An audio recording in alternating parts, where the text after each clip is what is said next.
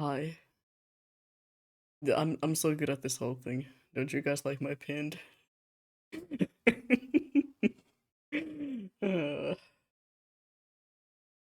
I am broke again. I realized that I can do this. I can give myself free advertisement. All it costs is my time. Either Twitch is really behind or I just forgot. Never mind. Yeah. Okay. Twitch is just being weird again. That's great. Anyway, hi, how are you doing? How are we doing today? I am doing amazing. Um, Hold on, I gotta learn how to do this again. It has been a while. I'm gonna start with the face today because uh, it's the only part that I like about this whole process. That is a lie, but you know, sometimes it does feel like this is the only part that is actually fun.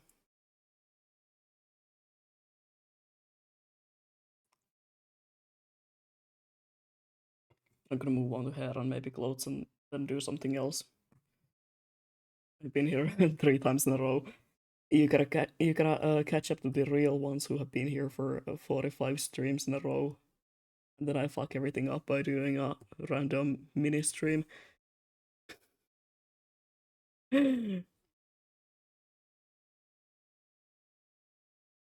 Anyway, I was supposed to play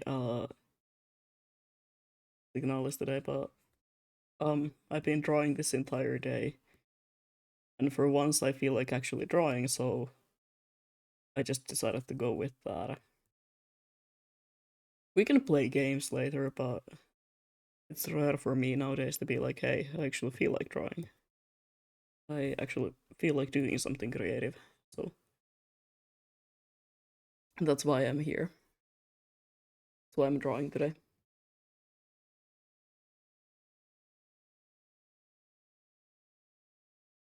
Imagine being consistent. Couldn't be me.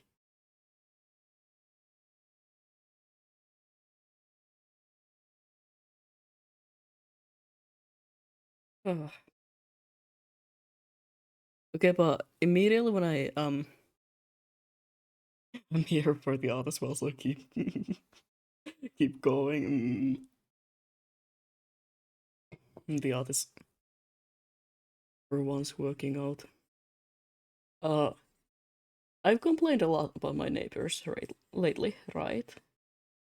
I've been complaining about them being loud as hell every once in a while. Apparently, it's not the people who I thought it was. It's the apartment that is like right across mine. In the other sort of like part of the apartment building. And I swear to God, for the past 3 days now, almost without missing a beat, every time around 3 p.m., they start fighting. And they're fighting again. They're still going on, by the way. I'm listening to them. I can hear everything. I can hear every single word. And like, I wouldn't mind, usually, right? I can just put on headphones and not really care about it.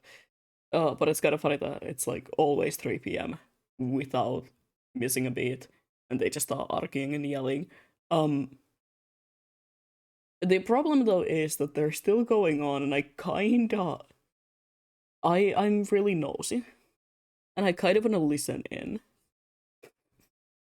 but I can't hear well enough to understand every word that they're saying. I feel like low key listening in as I was setting up for stream and doing some other things. So how is it every time that I'm streaming that they're still arguing? And when I'm going to sleep? Oh my god. Last night, it lasted until like 2 a.m.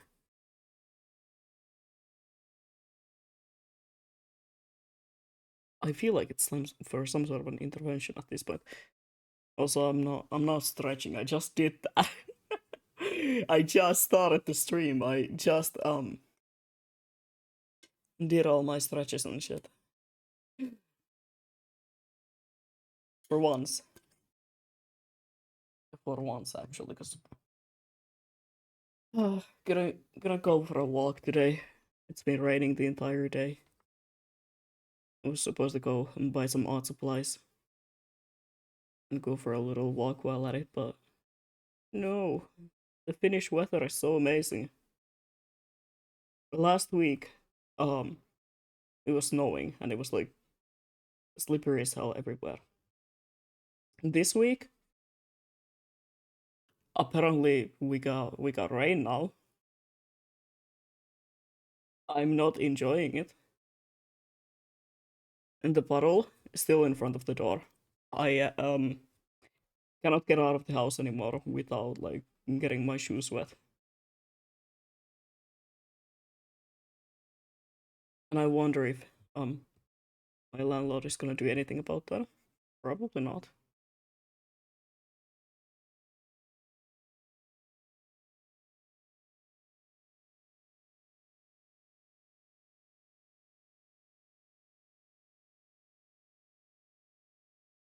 That's the wrong brush. No wonder the color wasn't showing up.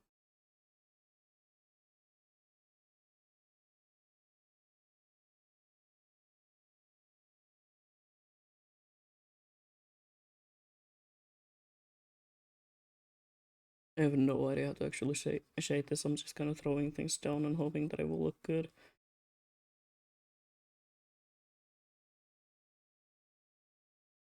I've just made everything yellow and called it a day.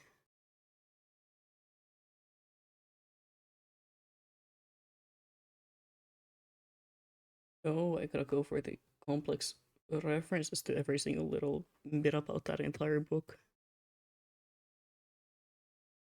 The palette mask is probably the most well-known bit about the book, but like, we don't have to talk about that factor of things.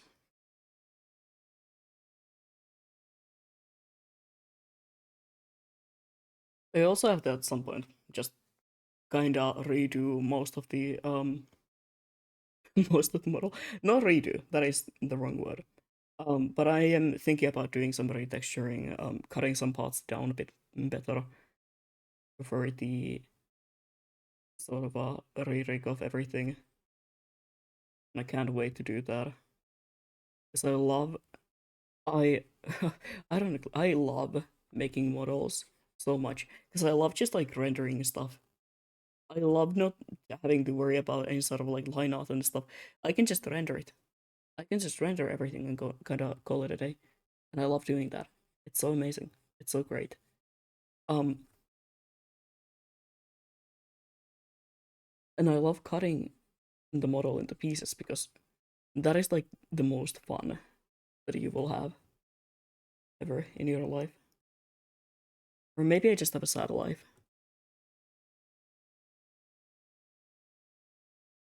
But it is so much fun. I can't wait to do that.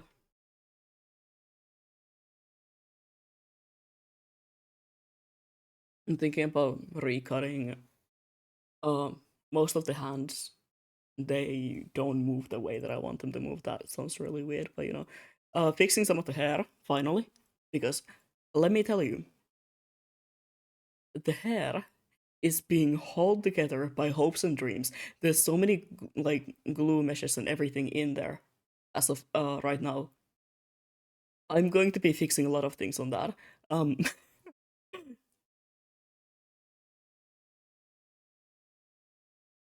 that's why I'm probably also not rendering the hair this stream. I might do like all the hairstyles again at one go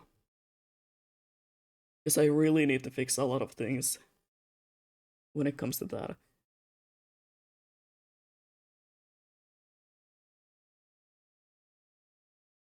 And in general, there's a couple of like clothing pieces that have the worst cuts ever, so I'll be working on those as well. Not today, but some other day.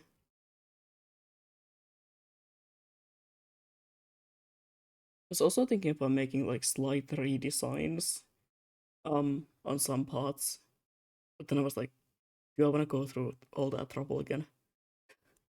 And do I want to make new ref sheets again? Because the current ones are still work in progress, I'll be honest. I made them by using the model itself. I do have drawn out ref sheets as well, but they are very much a work in progress. No progress is being made, but I'm working on them all right. Every time I work on them, half of the time is just me redoing all of it. And then being like, okay, now I have the line art done. Next time I can start with coloring. And then next time I look at it, I'm like, oh, let me rework some of this line art. Let me rework some of these clothing pieces because they're not exactly accurate to the model itself. It's a never-ending loop.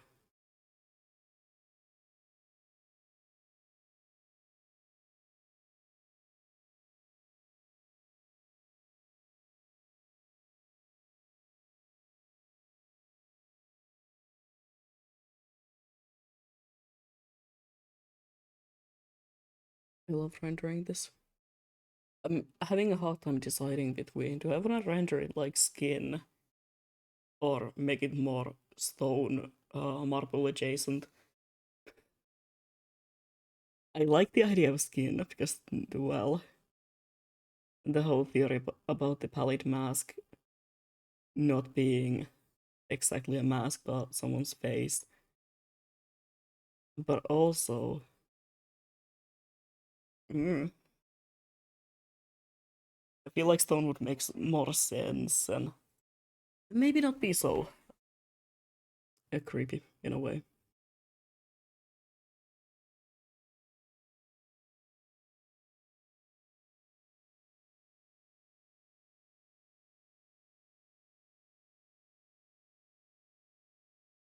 I've had my drawing table for like 5 years and kind of never got the drawing with it, but now I just kind of in a couple of days started using it and now I can't stop. That is so real. Like once you learn how to use it, there's no going back. I am spoiled since I have like a display tablet and I can see what I'm working on, right? It's kind of like just drawing on a phone but a bigger screen.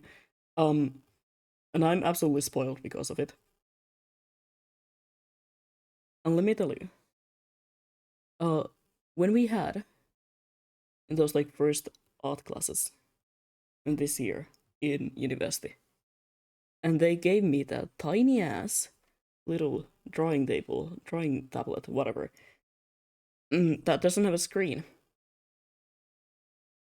And the way I was suffering, and I was like, no, no, give me my good old screenless, not screenless, screen version of it back. I mean, I kind of got used to it as of the classes went on, but there really is no going back once you learn how to use it.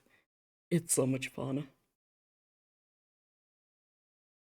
I even got the paid version of IVS Paint because the 1 hour per day isn't enough. How much is it? Like the whole paid thing?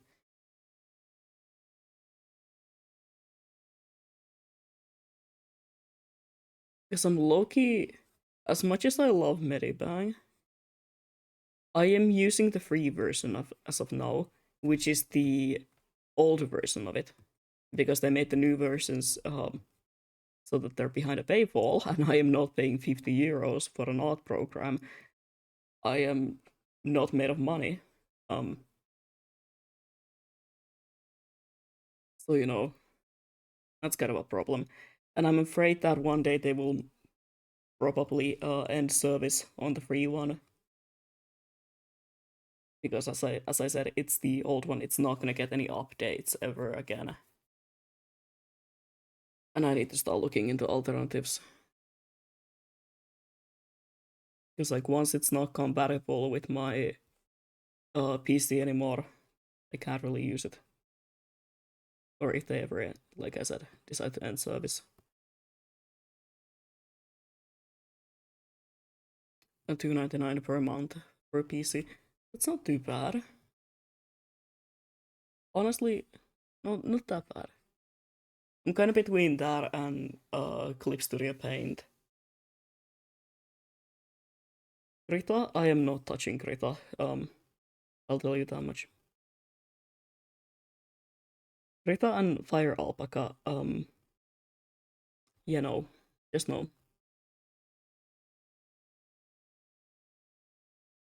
Of course, I am getting the license to use Adobe programs from the school again, but how many times have I gone into the round about how much I hate them? So many times. I'm probably not going to be using them for my personal drawings for the fact that I don't want to support them. Sure, I'll do my schoolwork with them, but personal stuff I'll gladly keep out of Adobe softwares. Just like nothing else, I just want to fall out of. Yeah, that's great that it's like a monthly payment, and it's not that much even. Maybe I'll just suck it up and pay the €50 if they ever decide to end service on the free one. But good.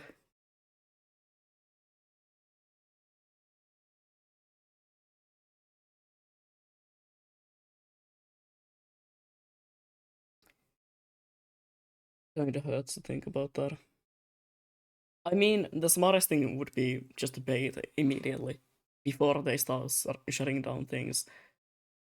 But let me tell you, like I said, €50. How much it? How much is it over on Steam? I know they have it also on Steam. Let me check. I use Krita, the only free. I can't read. Only free program that I could figure out how to install. Krita is good for starting out. I just cannot handle the UI of it for some reason.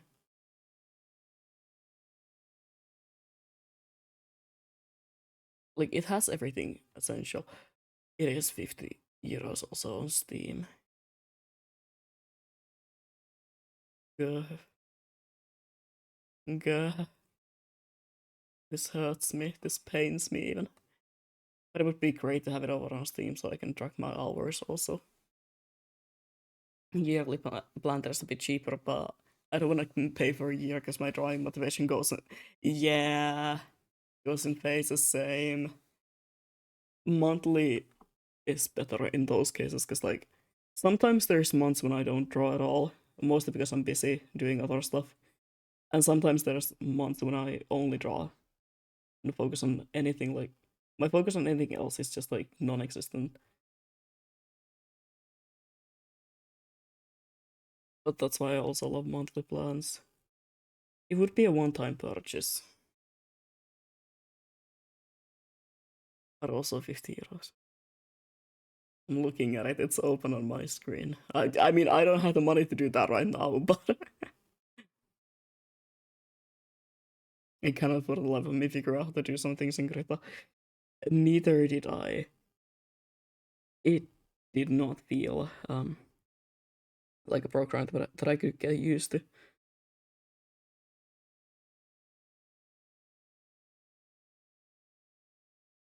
Something about it just seemed off to me.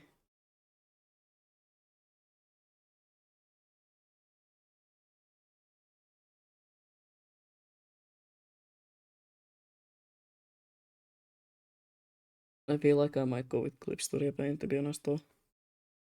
Medibang is great, but it does sometimes feel a bit limiting. It's just the comfort that I've learned how to use it now. And I've been using it for like 5 years maybe.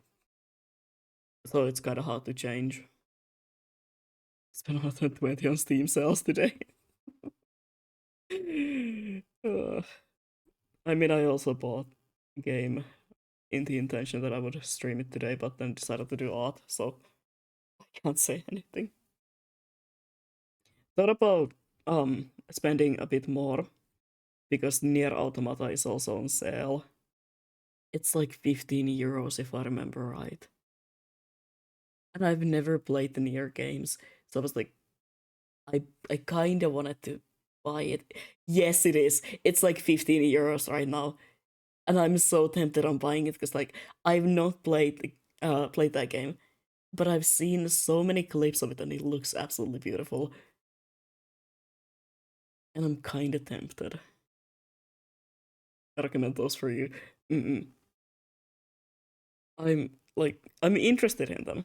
I like the setting of it. I've seen a lot of talk about it, and I've also seen a lot of talk about how it uses color to kind of like guide the player and guide the emotions of the player and stuff such as that, which is something that I like studying. I like studying the color usage in video games. I play both on PlayStation and I was thinking on Steam Sale. It's 60%. It's like down 60%. It's like 15 euros or something along the lines of that. I'm so tempted on buying it.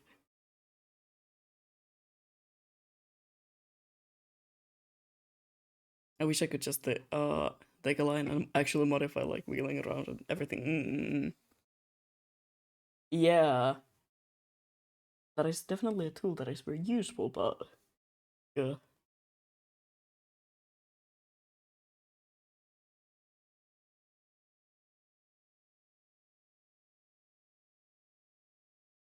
it is. It is something. Uh, I'm not supposed to be looking at Steam right now. I just have it open here. A lot of the times I have Steam open while I draw, and I just look at it longingly. Let me check my wish list. Yeah, I bought Signal list today, but I don't think I added. Did I add it on my wish list?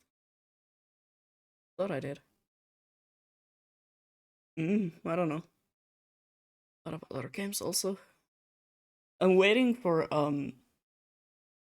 mm, for Routine to be on sale so I can buy it because 25 euros is something that I don't have to drop on a game. Just randomly. I mean, I kind of do, but also don't. I don't want to do that. Even though I love Routine.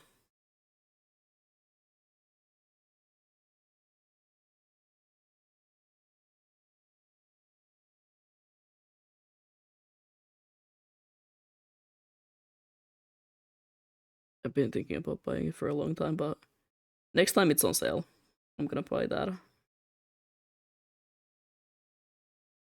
Do I fuck with that? It looks so weird without like any sort of eyebrows. But I can't really give the mask eyebrows, now, can I?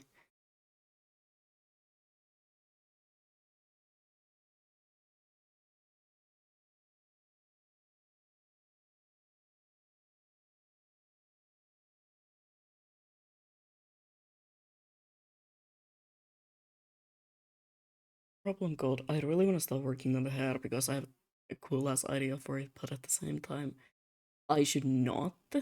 Because, like I said, I might rework a lot of the hair and the style that I've rendered it in. So I don't want to start doing that now. I might do it once I have everything, like, so that I can start working on all of the hairstyles at the same time and everything set up for that. I forgot the rest of the sentence.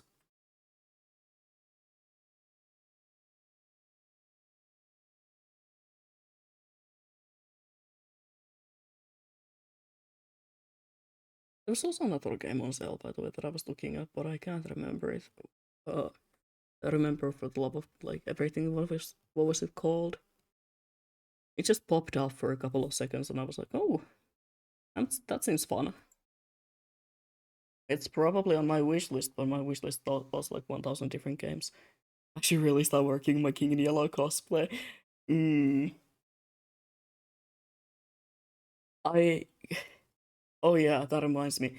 I did send a message about the whole idea of like 3D printing um the helmet for the Lord cosplay.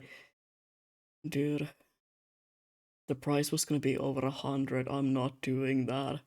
Like I knew it was gonna be expensive, but over 100. I don't have that kind of money to drop on it right now. Yeah, and I'm kind of thinking like, what are some alternatives that I could maybe quickly get working on?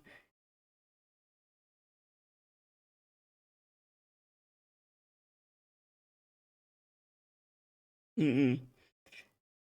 But I did start working on another cosplay. I started styling the Flux wig. Well, not styling it yet, but I do have a plan on how I'm gonna style it now. Yes, yes, Flux. And then I'm gonna tomorrow. Wait, no, tomorrow is Sunday. Never mind. I was gonna say I'm gonna go to a couple of thrift stores tomorrow.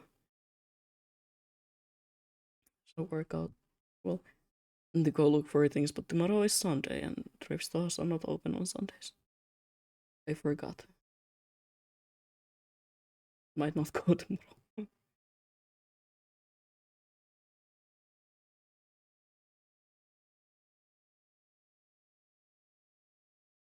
But I do have a plan for it. So yeah.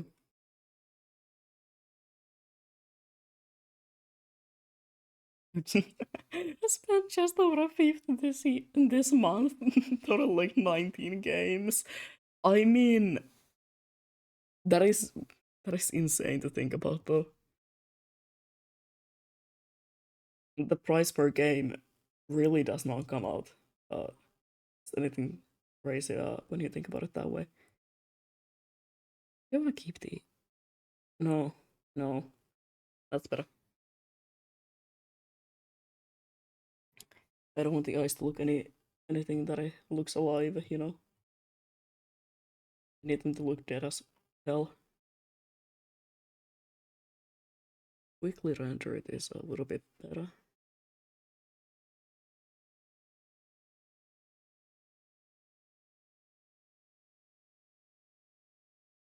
I use the short wigs. Neither am I. Feels weird to not have a wig that is like up to my back. I'm so used to cosplaying horses already. And to be honest, might go for another Uma cosplay. I've been looking again. I've been looking at Uma cosplays again and thinking about it. For my other cosplay to Comic Con. But we'll see about it. I might just also again cosplay Phenomena because it's fun. Pheno or Goldship, one of them. It's just so much fun. I love fucking around as a horse.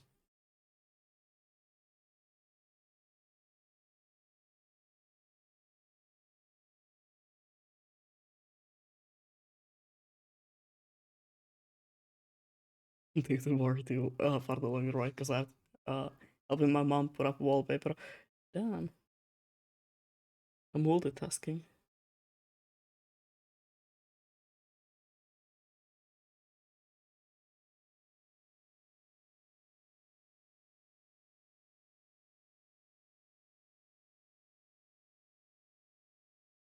That looks good.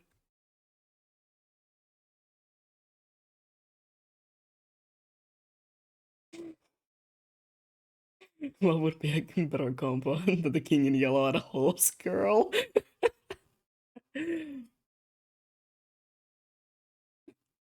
You're so right.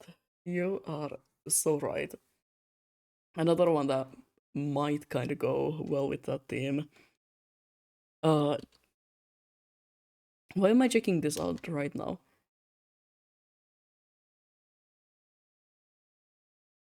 Does he have a canon design?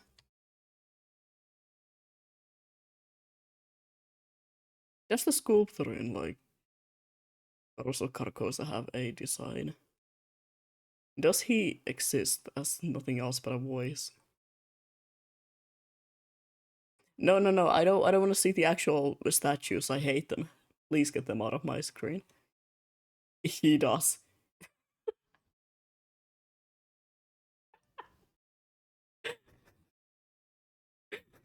I was gonna be like, what if you're going with the king in yellow? I might well, I might as well go and try to at least match the theme. Um, hold on. This is the design of the fucking sculptor in Chorus of Carcosa, the character you're playing as. I don't think I can pull off this look too well.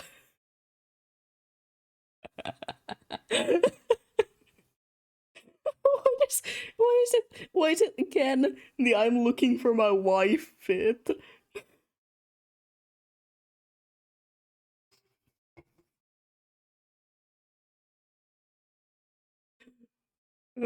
Anyway. Yeah, I don't think I'm gonna be doing that.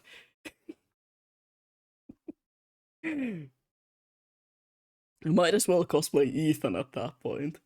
That was something that I really wanted to do at one point. Um, but then I was like, how the fuck do I do the face thing? I don't like Ethan with a face. I like my man. I like my man, but I like my man faceless. And um, yeah, that's it. There we go. Oh, let's struggle with that, huh? Mm,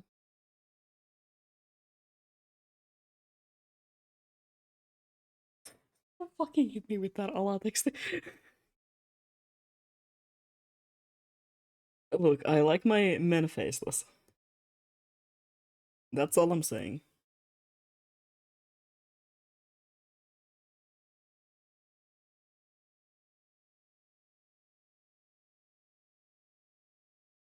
But if nothing else, at least I have one cosplay for Comic Con.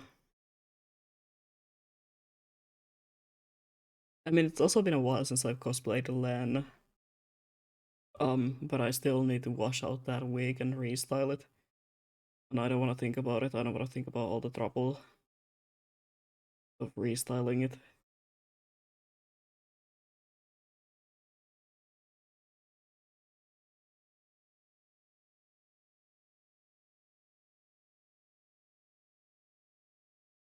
We will see about it.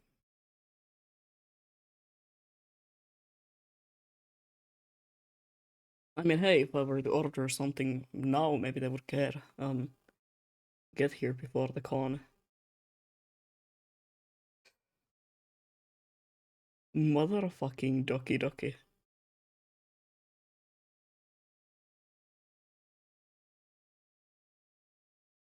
I wish I had a tiny drawing table so that I could draw on my laptop when I wanna.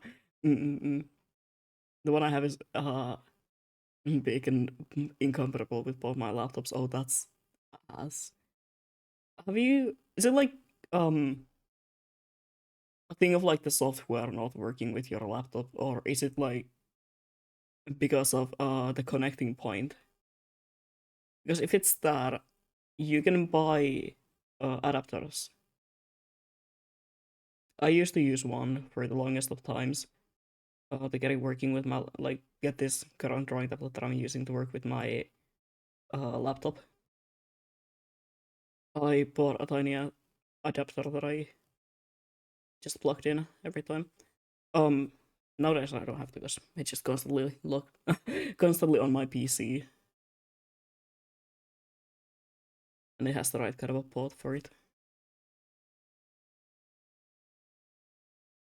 The fabric for the King in Yellow is so nice. It's so it's light and thin, so I might not die. Hell yeah!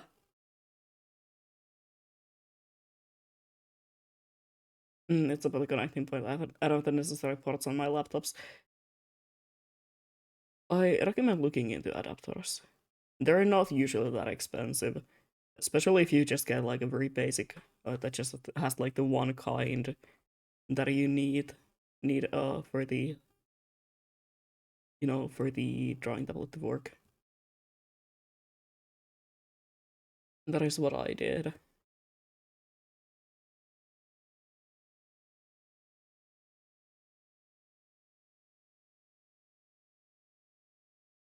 I love rendering stone. I love rendering things that don't have to be perfect, and I can leave the imperfections in there. I feel like that's good. I just need to straighten it out. Hmm. that's not what I wanted to do. Okay, I feel like that looks good. And now let me just correct the colors because I fucked up.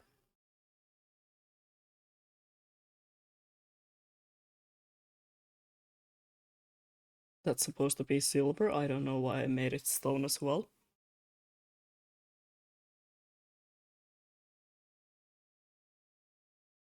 Excuse me, I had to sneeze.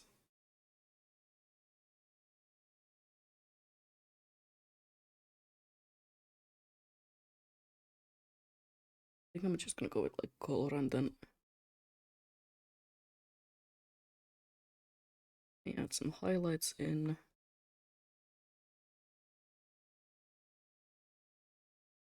Yeah, that looks better. I need to keep in mind that everything has to match the rest of the colors on the model.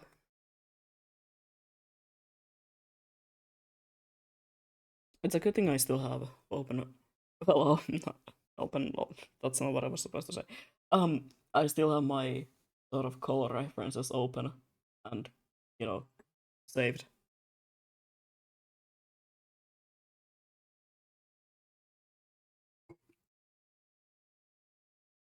Back when I was working on this model first time, I made a little PNG that had all the like colors and all the kind of shadow colors that I used and for metals like the highlights and shadows, which I'm really thankful for. Because oh my god, if I had to do that right now, if I had to start guessing which colors I used for like shading, for example, I would be so fucked. Because everything is at this point combined in the layer, like in the final layers. I couldn't find those anymore, even if I wanted to find them. And like, you can't really tell when it comes to just, the model itself. You could really not tell. The most of the shadows are made with like different shades of blues. I mean, you can kinda in this one. On the other outfits, maybe not so much. But thank god I have them.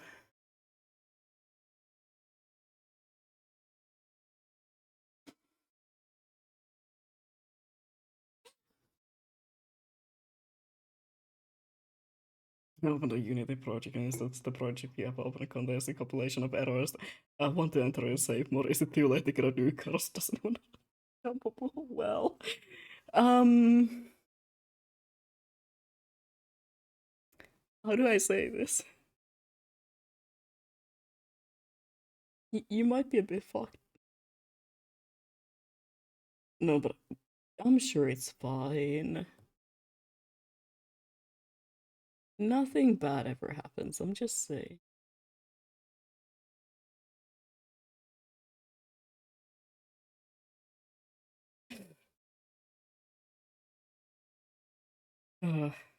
Can't wait for next spring, and I'm gonna be in the same situation, and you're gonna be laughing at me. I'm gonna press ignore. If something goes wrong, just don't. You know, don't say anything about it. Return it, and if it doesn't work, blame it on the teachers.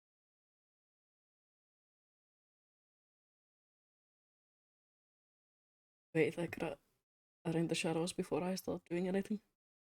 Almost forgot.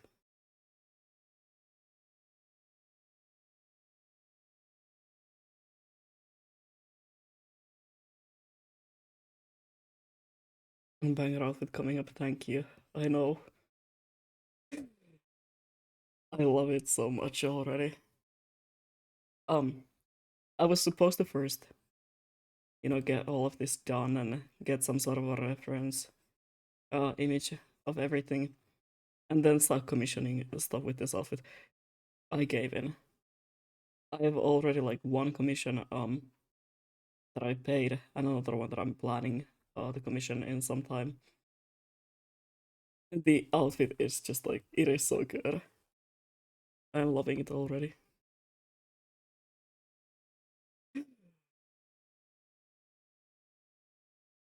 All my money is gonna be used on commissions again.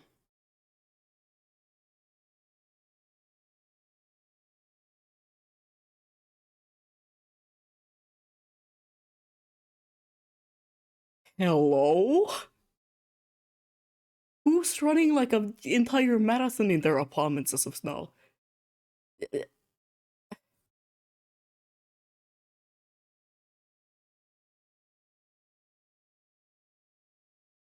I'm sorry. Someone's just running around in their apartment as of now, and it just keeps on going, huh? It sounds like it's coming from above my apartment, but there is no house there. It's just the roof, like the actual roof. And I really hope no one's running around on my roof as of now. What? Anyway,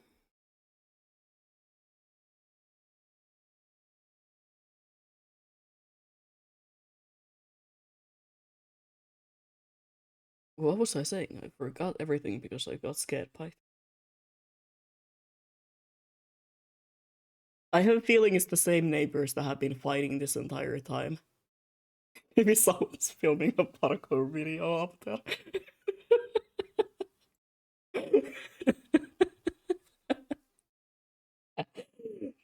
Elite ball knowledge. Hold on, let me go look up my balcony so that they don't open the door and tell me like, oh, I'm just filming a video here. Hope you don't mind.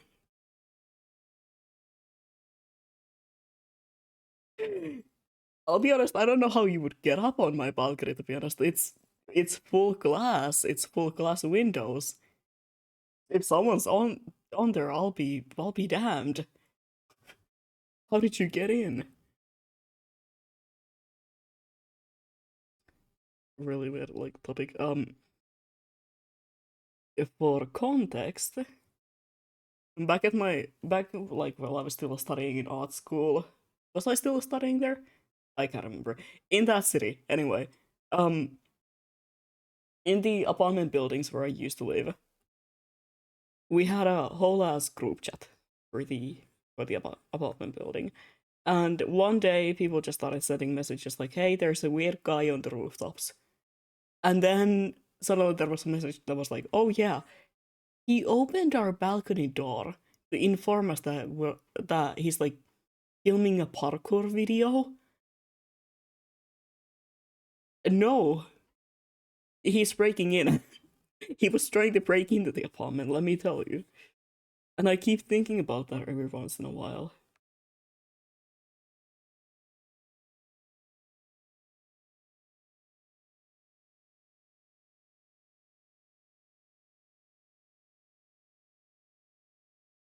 Yeah, that's good enough. Last fall, we are already graduated by then. Okay. Yeah, yeah, yeah. That makes sense. I can't remember what time it was. I'm still in that group chat for things like that.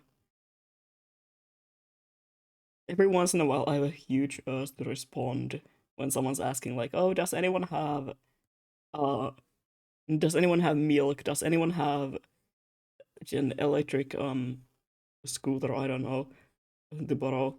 Every once in a while, I just have this huge urge to answer like, "Oh yeah, I have that."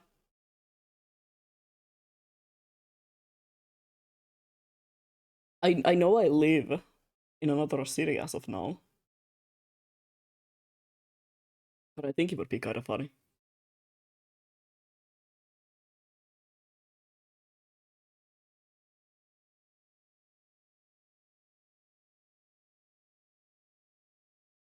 I think it would be so much fun.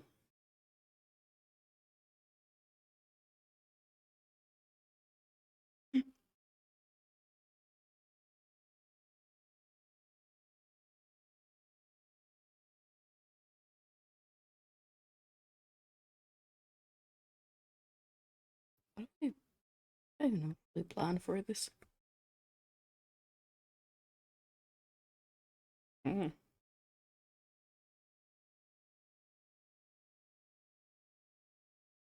An experience that I don't get to have.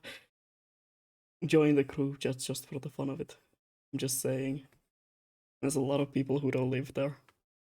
It's I feel like it's mostly at this point people who don't even live at that apartment complex anymore. I'm just still in there.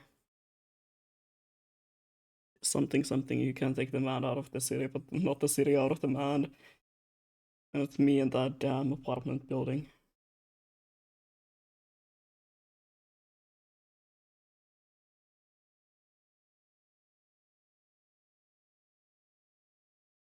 Would it be just weird if I just join suddenly? No one's gonna pay any attention to it, I'll be honest. It is.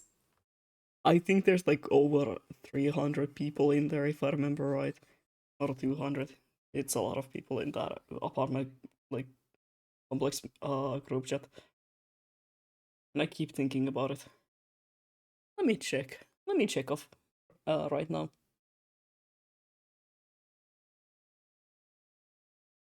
Oh, it's only 100 people, but you know, a little bit over. I miss having group chat like that. I miss being able to know exactly what my neighbors are doing, and also sending messages like, "Hey, can you calm down?" It would be very useful as of now. I'm just saying. I can still hear the running sounds every once in a while. I have no idea what's going on in there. I mean, hell, have fun. Who am I? Who am I to tell you to not live your life and run a half a marathon in your house? Like, who am I to say no? Maybe I'm just mad because I can't run.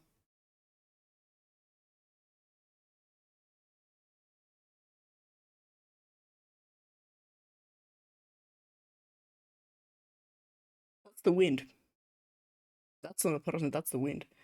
It's been really windy.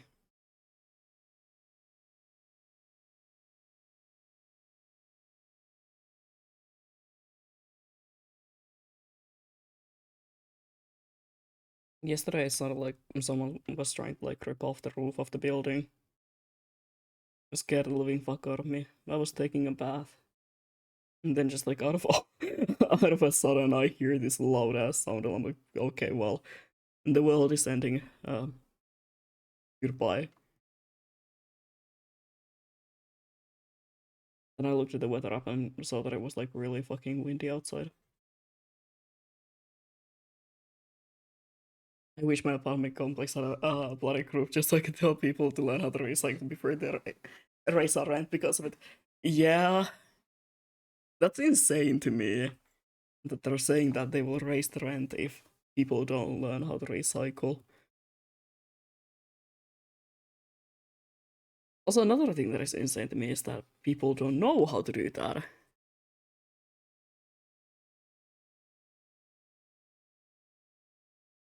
Look, I would get that sort of warning in like mm, mm, in like an area that had, I don't know, younger people living there. I'm talking like upper secondary. But I have a feeling most of the people living there are already adults. And the fact that they have to be like, hey, by the way, learn how to recycle or we raise our rent is insane to me. Whimsy house. It is. It is so whimsy.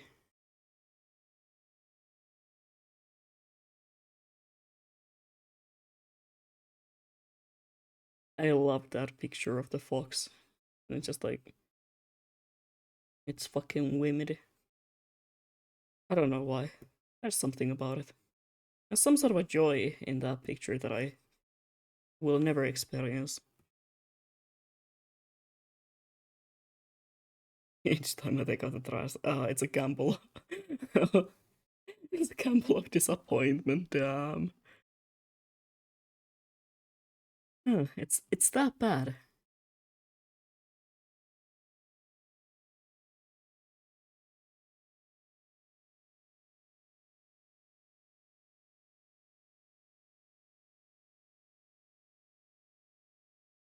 I don't know how to render diamonds or like reflective surfaces.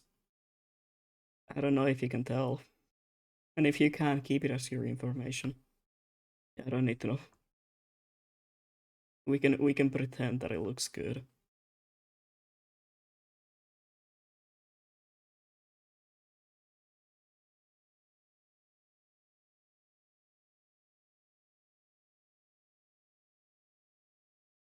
I don't like how it's looking, but for some reason I can't get it to look right either. I'm kinda just throwing in some colors and hoping that it will end up distracting from the fact that it does not look anything like it's supposed to look like.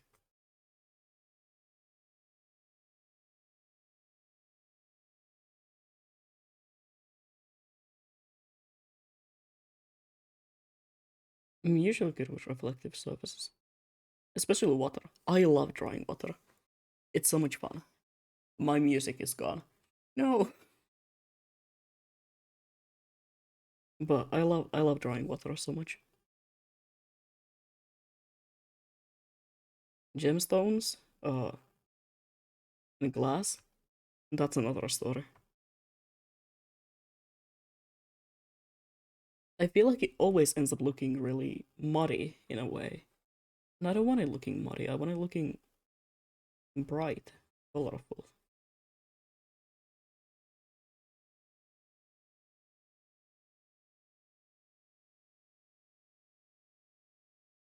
I just add in white highlights. Usually avoid that, but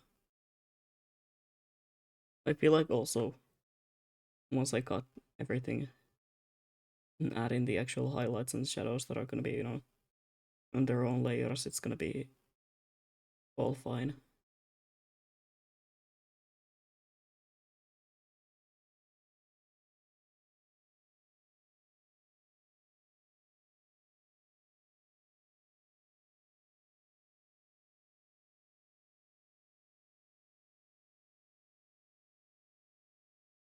At least I'm telling myself that. You need an invite link from someone. Oh yeah. Fuck. They don't have that anymore on like official group chats. Just a random invite that is like open to everyone. Oh man.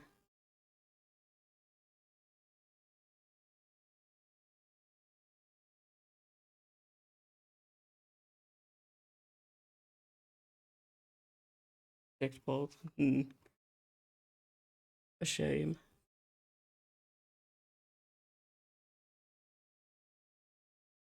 Shame indeed. Okay, I'm gonna leave it like that, and I'm gonna hope that once I add in all the other details, it's gonna end up looking good. Where's my mic so far away, by the way?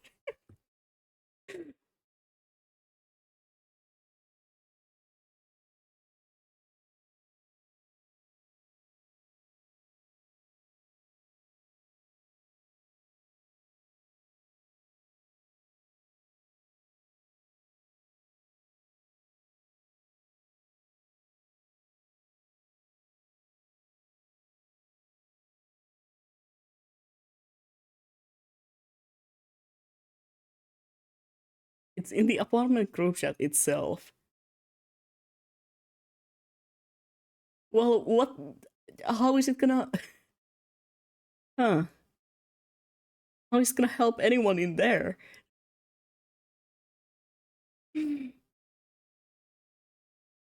How is that gonna? Oh yeah, to join this group, use this link that is inside the apartment complex, in chat, and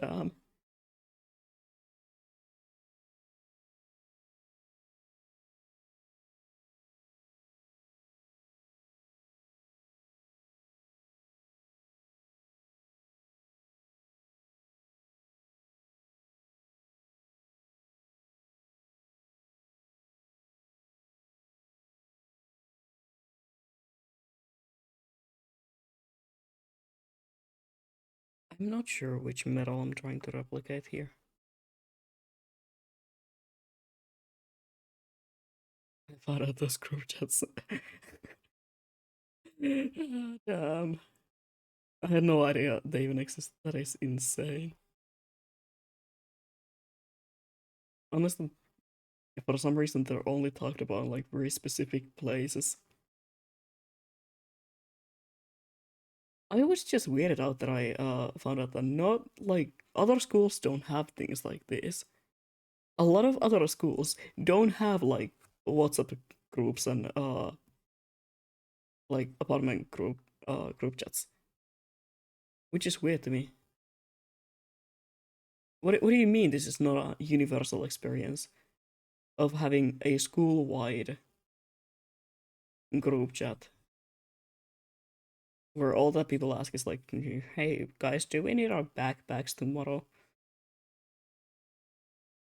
And complain about people leaving food in the shared uh edge spaces.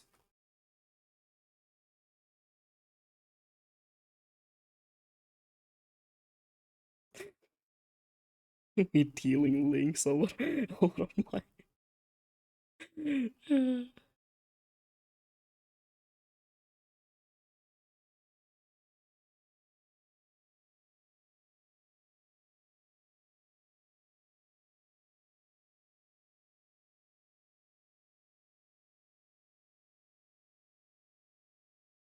like I was genuinely surprised when I started out here and all they gave us was like a classroom specific group chat.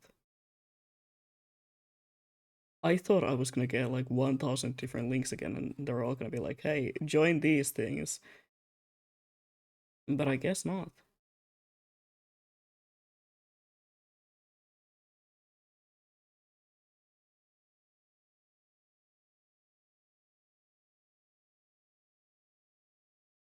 I don't like the look of that. I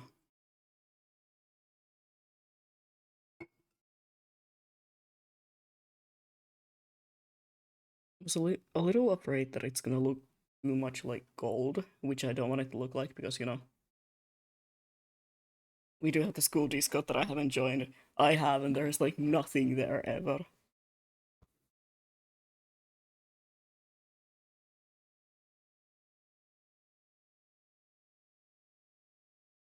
It's so dead.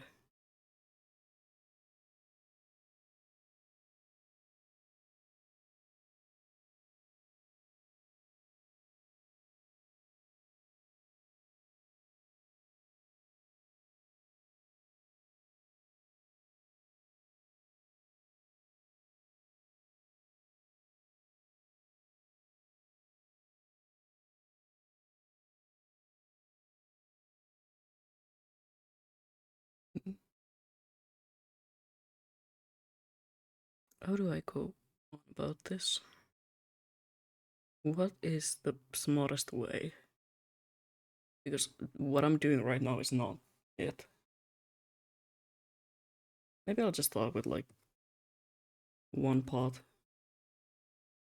Just start with one hand and then move on to the other pots. That might be the best way to go about it.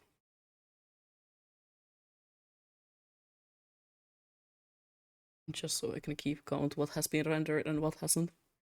Sometimes I forget and then I just like start re-rendering something and then I realize, oh wait, that's already done.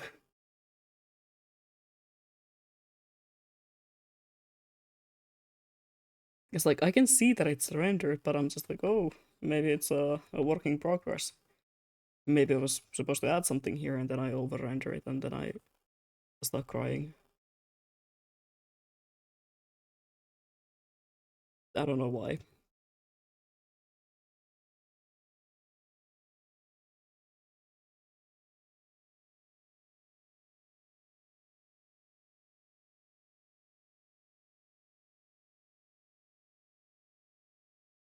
Oh, how I love all these details that I've already added in.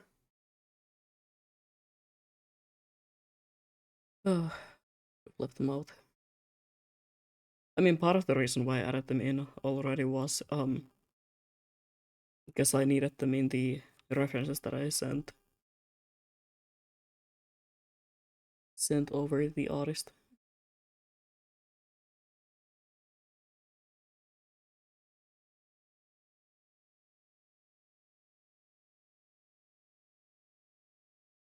whole idea was to get this done by next month.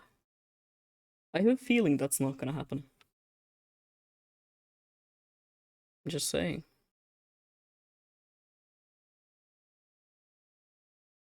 Get that brush out of my face, thank you.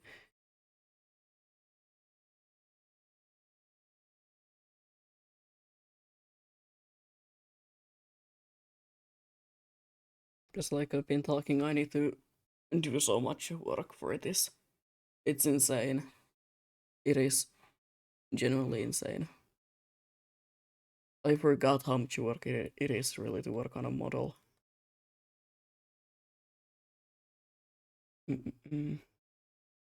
I am. You're wondering what I'm doing right now. I'm changing my music. I don't like my music anymore.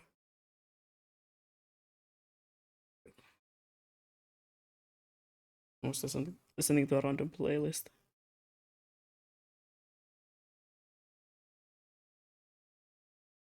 This time though, I haven't been jump scared by ads, which is insane.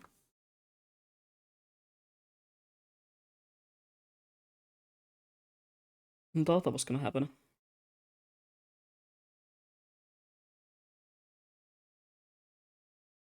But no. Apparently I am having one of those Atlas days.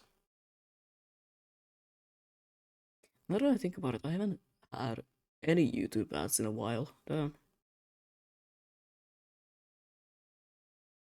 I'm not gonna complain about it.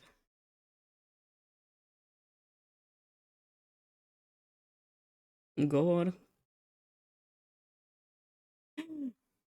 Every once in a while, I get reminded that I have to save.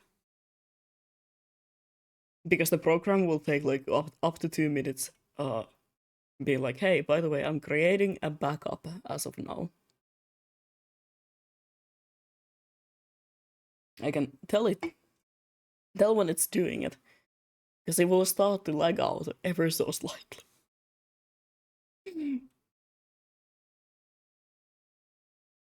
we go. The save is complete. I don't want to talk about how big the entire file for this model is. That's only for my eyes. It is not optimized at all.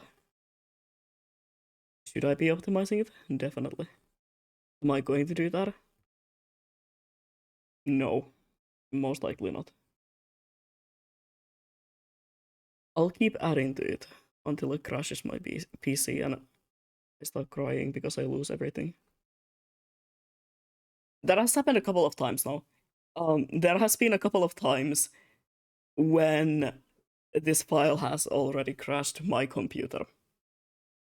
But that has been when I've been exporting it to different formats. For example, when I changed it to what is it now? The Photoshop file. I had to do that like 3 times because it kept crashing my computer. And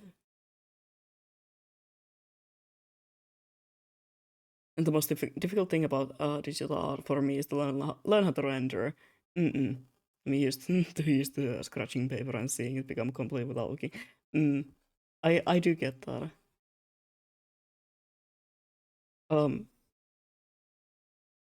I used to do a lot of traditional art before I started doing full-on digital, like for everything basically. And when I do traditional and when I still used to work more with traditional materials, I did a lot of watercolor and gouache painting. The way that I've kinda learned now to render digitally and sort of bring the same sort of style is by using brushes that just feel more natural to me. For example, I use for rendering awesome the entire process, I'll be honest. I only use watercolor brushes for rendering because I'm used to the way watercolor will blend together and it feels more natural to me than, for example, the shell shade. To learn how to render digitally, you just really have to find the brushes that work for you. And there is kind of no other trick to it. I see a lot of videos that are like, oh, here's how to render digitally, here's how to do this and this. You really have to just find the kind of brushes that you like and the kind of settings that work for you. Tutorials are a good place to start from, but really get a get a grip on it and really make it something that you don't need a tutorial for every time you wanna draw. You just kind of have to find the right brushes and the right materials. The same way you would do when you're working on a traditional piece. You have to find the right size of a brush, you have to find the right kind of a paint. And for every artist, it is completely different.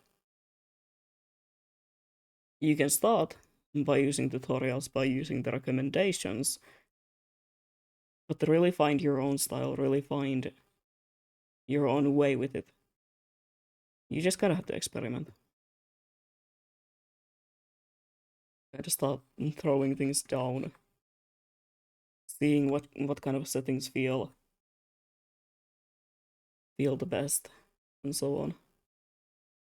I mean, that's what I do, but I'm just some guy. The fuck I know.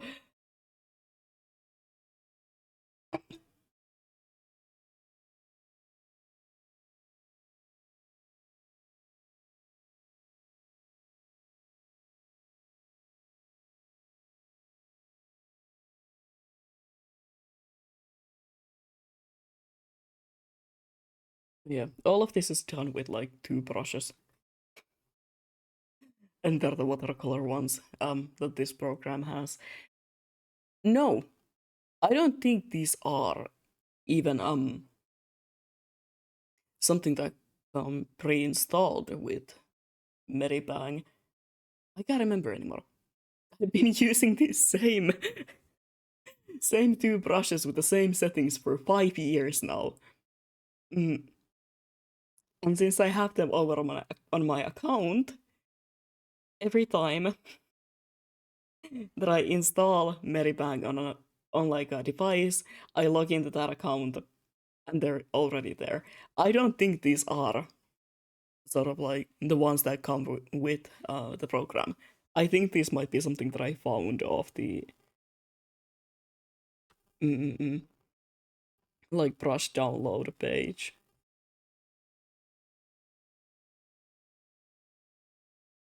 Because in Medibang you can download brushes from like a giant a list of things. And I have them saved over on my account.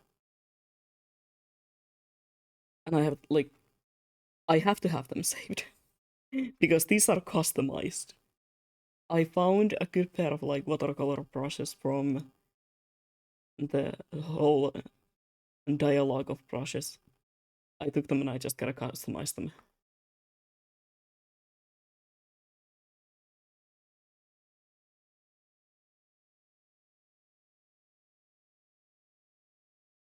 For example, a lot of the changes were the blending of the brushes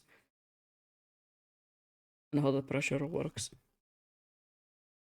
I guess I just gotta figure out how I work in digital. Yeah, it really is just a game of like trying out different settings, trying out different brushes.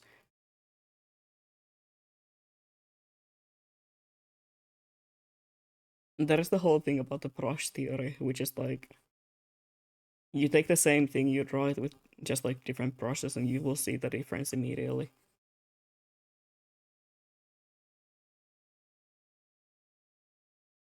I think the same goes for my lineout brush as well.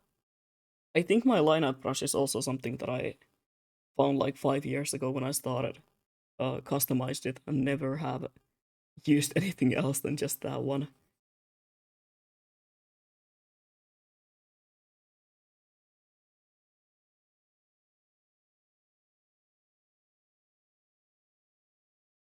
type of loyalty you will find nowhere else.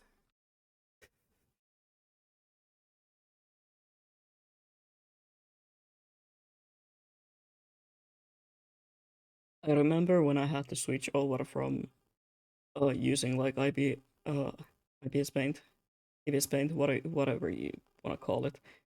Um, and I had to find new brushes because I was so used to the ones that I had there. And I remember having like a massive crash out because I couldn't find a program that had brushes that felt the same. So that's why I have customized everything. That's why I also hate working on Photoshop because I don't have my very specific brushes that I use.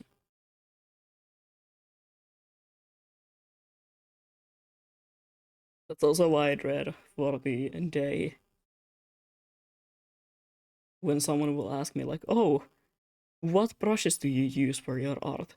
And I have to be like, "I have no idea. I can give you the base ones and like the settings, I guess. But these are something that like teenage me customized."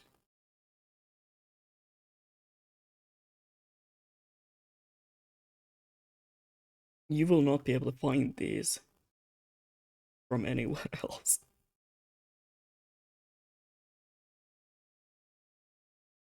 Oh yeah, and what was the base brush? No idea. Like genuinely no idea. Because I think I have even changed the names up a bit.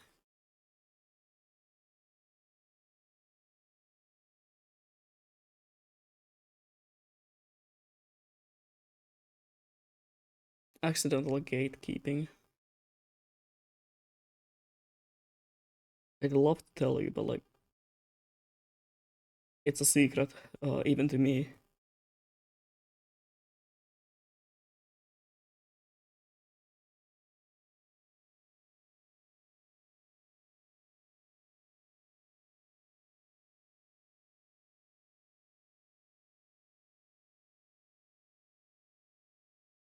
I don't know what I'm doing.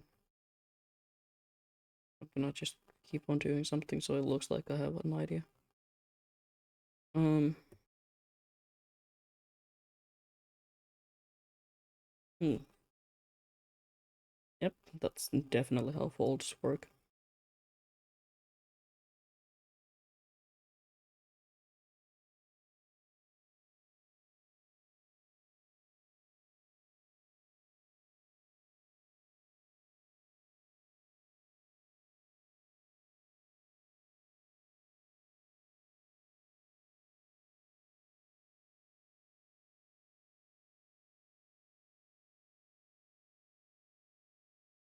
I feel like that looks good.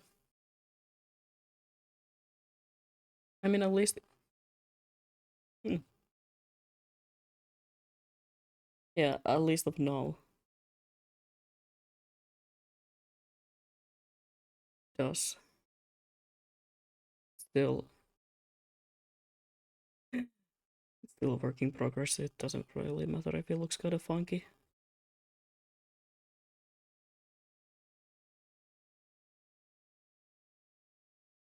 And do you ever get the feeling when you have a bunch of coaches' ideas and concepts in your head, but can't get them, can't even begin to put them on the paper? Yes. Um, a lot of the times, even. Hold on. Let me actually show you something because I had another file open this entire time. It's for whenever I get bored on rendering, I will be just working on some other art, maybe. Let me save this before I do anything stupid. A lot of the times, I have a lot of ideas what I want to work on and sort of like just prompts that I'm like, oh, this would look so cool, this would be amazing, and I can't get them. Mm, like I can't get them to look good on the paper. I will. Okay, let me demonstrate what I will do. I have an entire file where I just draw down ideas. this is not all of them. Some of these I've deleted as I go, and I've like moved them over to the actual file where I've drawn them. So this is just a couple of ones that I've had of as of late. And I draw them down, even badly. It doesn't matter if it looks horrendous. Like this one, for example. You could not tell me that you know what my idea here is. I just gotta scribble them down. Just get the silhouette of it. Just get like the main point of the drawing down. For example, this one.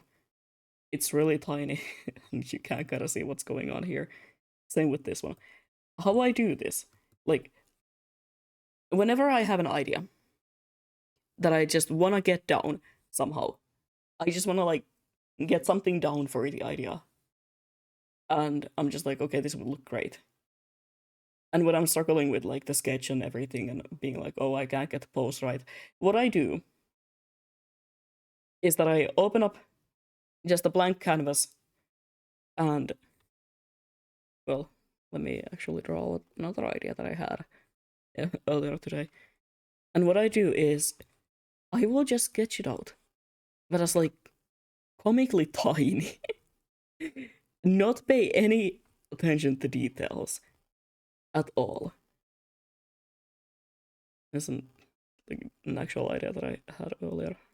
I was supposed to work on today, but then I decided to work on the model because I'm lazy. I just sketched it out like comically tiny.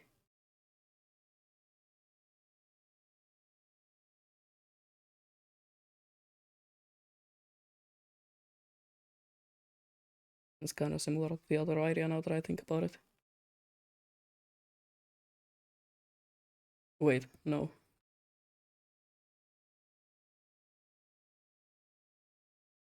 Just get the shapes down. That is like the main point of it. And just get whatever the shapes are and the basic idea of it. Just down. The canvas, the paper, whatever you're using.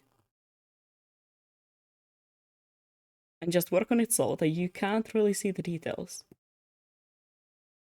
Make sure to like really not think about them at all. Just the shapes. And just like the very basic idea.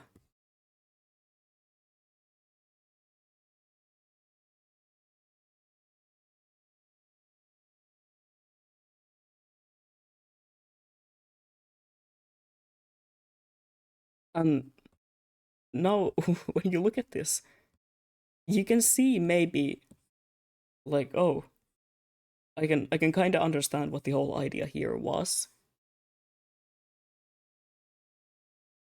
But it doesn't look good. By any means. This does not look good. But the idea is still there. Is this anything like I imagined? No. But as long as the shapes are down, and as long as you have a base to work off of, you can then take the sketch, resize it, whatever, use a different canvas, use the right size of a canvas and shape of a canvas. Hold on, let me... This is not the right shape of a canvas. And now you can start adding in the details and start refining it. Like, generally just make something up. That is how I work when I have some sort of an idea that I cannot just seem to get, get down. When I'm really frustrated, I want to scribble something, just get the energy out and just have to try this. And yeah, just like draw something up. It doesn't have to look like anything you want it to look like at the end, but just get the idea down, get the basic shapes of it down, and it's so much easier to work from that. Because you can, well, you can tell what it's supposed to look like at the end. No one else can. But from this, you can now start working on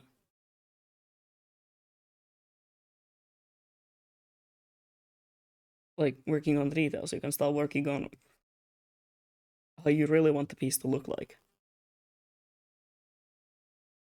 You can even completely redo the entire sketch, but it's so much easier to work off of once you even have something. Like, that is what I do whenever I feel like I can't get something down and can't get something like to look great.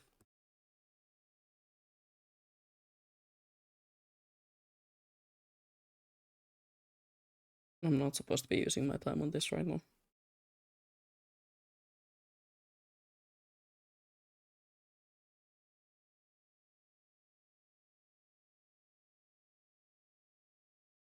Hold on, let me just quickly.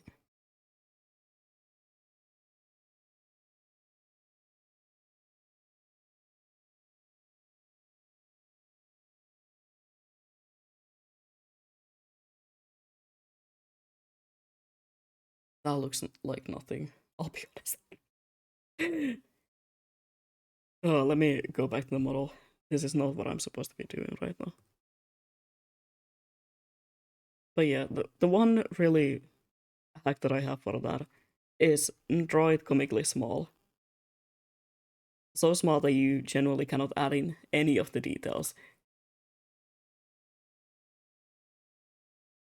Because when you're doing that, you're kind of forcing yourself to not focus on something that is gonna just like slow you down on the process. You're not gonna be focused on the facial expression. You're not gonna be focused on um the hands or how the anatomy is looking. You're just gonna be looking at the shapes.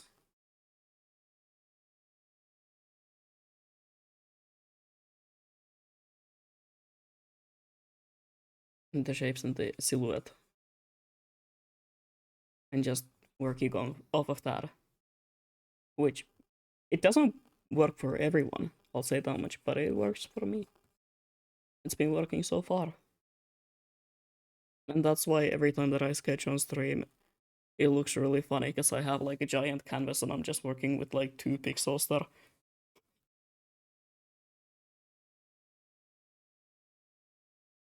You can really see it in some of these. All this space, and this is all that I drew. And I was like, yep, that's the idea. That's exactly what I wanted to go with. A couple of these have been resized. For example, this, which is something that I really want to work on. It's a bit of a redraw of an older Rani piece that I did. And I've been missing doing some Elden Ring fan art. So that might be something that I'm gonna work on soon.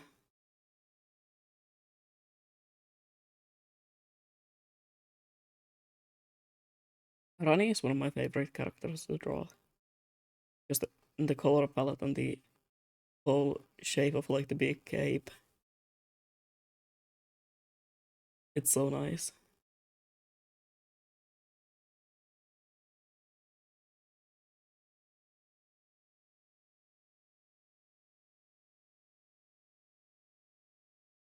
Another one of my favorite characters to draw is Shorekeeper.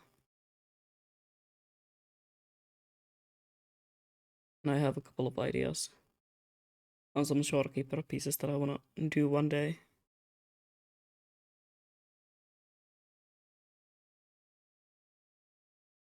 I really like my blue characters. Damn.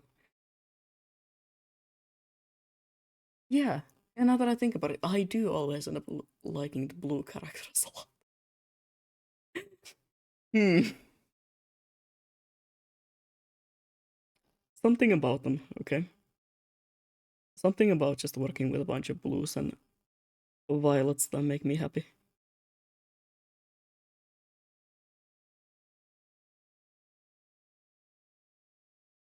Fun fact, my least favorite color to use while making any sort of illustrations is yellow. I hate using yellow on anything. I hate it so much. The reason, because shading yellow is so annoying. if you just take a yellow and you go down like to make it darker, it's gonna look muddy. It's gonna immediately look really muddy. So what I do for yellow is usually that I use orange or reds. But that doesn't work with my color palettes that well because I tend to do a lot more cooler tone works. I tend to use a lot of purples, a lot of blues, a lot of greens in my works, and that does not go well if I have to use like red or orange as my shadow color. It pisses me off. I hate using yellow. The only times when I use it is when like the entire piece is yellow. And I can't wait for having to like render all of this. All of it. It's gonna be yellow. And I don't know how I'm gonna do this. Because my base shadow color is blue. It's like a royal blue that I've been using for all of the outfits. And I don't know how I'm gonna do this. So yeah. That's great.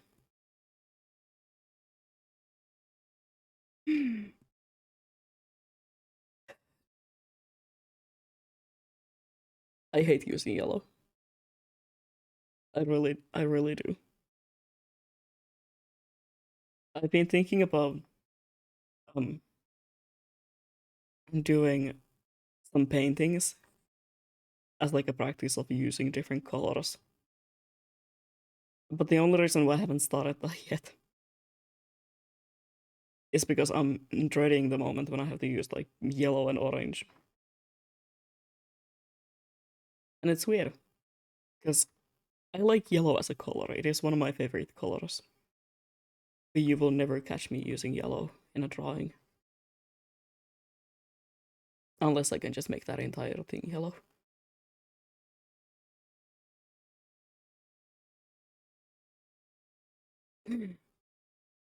Crush out over. I'm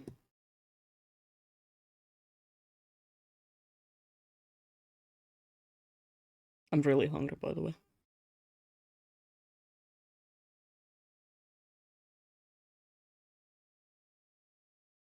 And just letting you all know.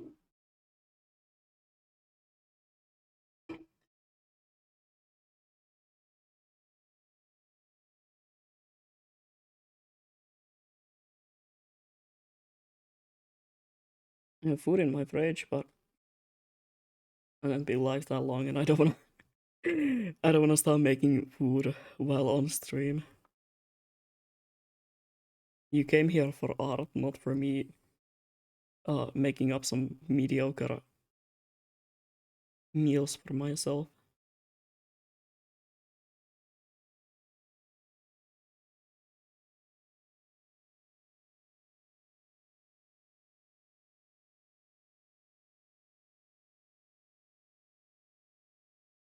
I think I've done that once. I think it was during the like 7 hour, 7 to 8 hour art stream that I did that one time. Well, I was like, I'm hungry. Go, I'm gonna go get myself something to eat, and I forgot that I didn't have anything. I had to just like quickly cook myself food.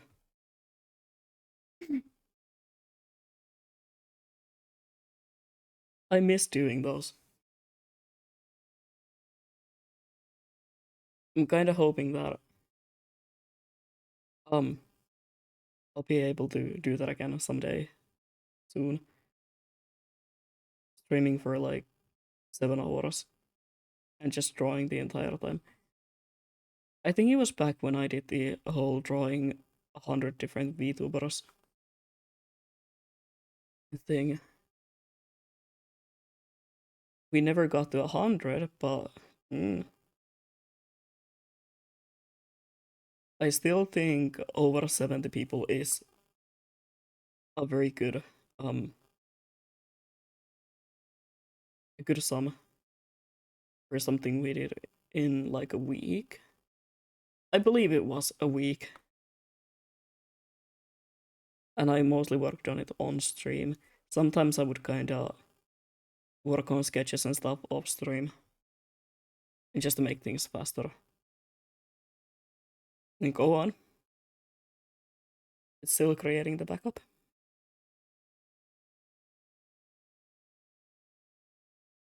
Okay, I think that is done now.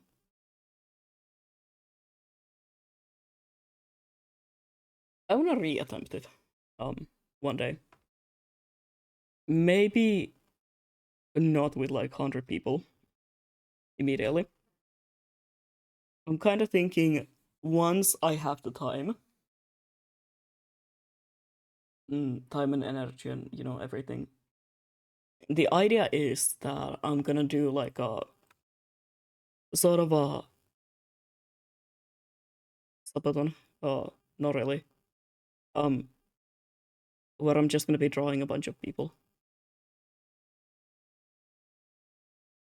Like the whole idea is just gonna be that I'm gonna have some sort of goals up, and also just like some sort of form where you can quickly submit your model and maybe like put your social medias down. And I'm just gonna be drawing a bunch of people, like doodling a bunch of people. I'm gonna have some sort of a thing of like, if you wanna get your sketch made into a full-on a full-on art piece, it's gonna be like a base price that you can pay, and I'll make it into an actual art piece. Like that is something that I was thinking about maybe doing.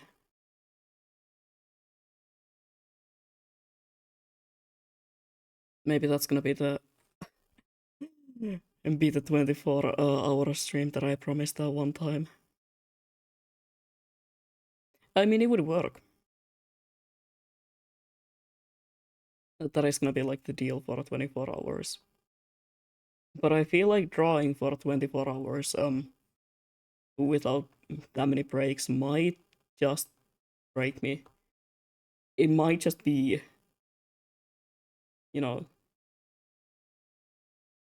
the final straw. But it would be fun. It would be so much fun.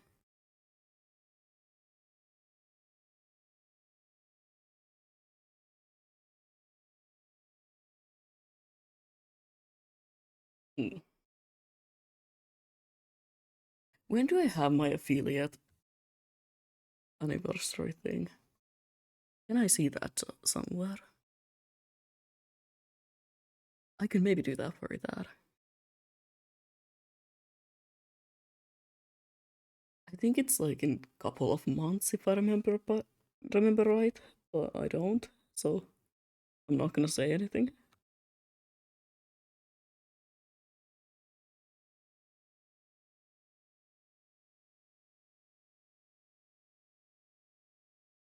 Never mind. Let me check. I wanna see. Earlier I posted something. Hmm. Something about it over on Twitter. Give me a moment.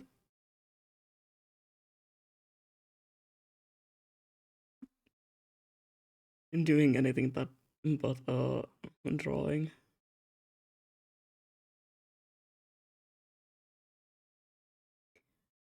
Oh. Oh, it's that close already. Huh. I thought it was gonna be in like a couple of months. 30th of April, it seems.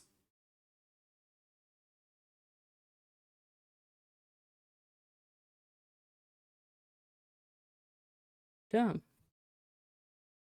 Okay, I'm not gonna promise anything, but who knows? Maybe I'm gonna be live for 24 hours. And if it so happens to be a school day, then you know,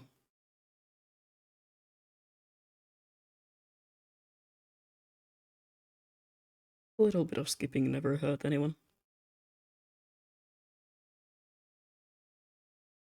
I think it's gonna be even funnier if it is. I can Oh my god, god, I wish I had like online classes. I could just attend them while streaming.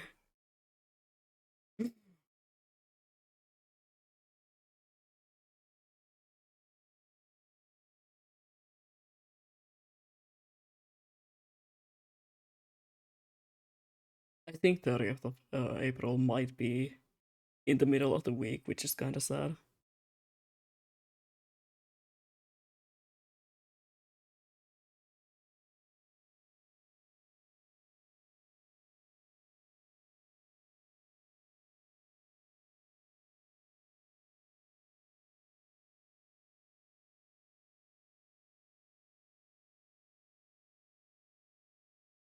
I start working on this whole piece now.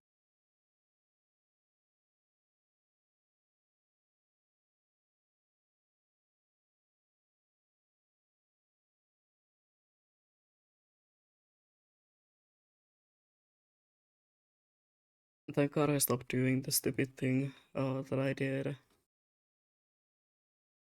back when I made like okay, before I made this model, like this specific one, the way I would make my models is that I would make every single layer one by one. I wouldn't draw everything on like one layer and then cut them. No. I made every single part on its own layer beforehand, before even rendering them. I would make every single one on just like one layer.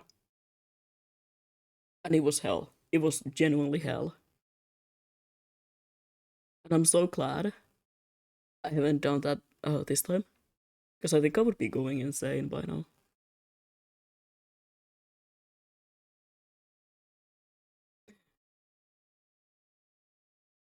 I don't know why I started working on models like that when I started doing this whole thing. You're not supposed to make each layer individually. It is a style of doing it. Um, and I mean, it does work. You can make each part on its own layer like immediately. But what I do nowadays is that I draw everything on just one layer. For example, in this whole outfit. Of course, the rendering is on another layer for safety reasons. Um, this entire outfit, it's just one layer, as you can see. It's all one. And once I have everything rendered, I will be cutting it down to parts. So I can kind of see which areas I need to, add into. And I can then render them up and work on it. Maybe it's easier to show off of like a done outfit. Let me use this one. This was all same way, in just one layer, and then I cut it up on first like bigger parts. I got the torso and hands into another layers, and then means the torso it's easier. It might not be easier because this entire thing is lagging so much. Um, I started cutting out, for example, the neck accessories, and then like the cape, the wings, all of this. I started cutting them into like different layers and just breaking them down to smaller parts and rendering them again. Because that way I could kind of control the amount of detail that I would put into a part that is never gonna be seen. Uh, for example, the part under the cape. You don't see that, right? You don't see any of this. But if I were to make everything on its own layer beforehand, this all would be rendered. But right now, it is just like the basic colors and shapes. So that, well, let me. So when I move with this model, you can't tell that it's not finished under there, because the slight amount it doesn't even show up. The slight amount of movement that that path has, it won't look weird if a little bit of it was shown. For example, I think the neck accessory is a better example. It moves quite a lot, right?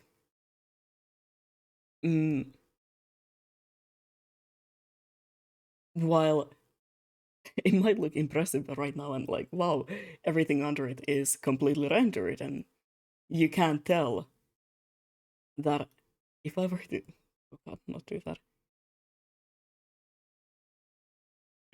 If I were to hide it, a lot of the areas that don't really show up that much are just solid colors. I can control the amount of detail on parts a lot easier when I um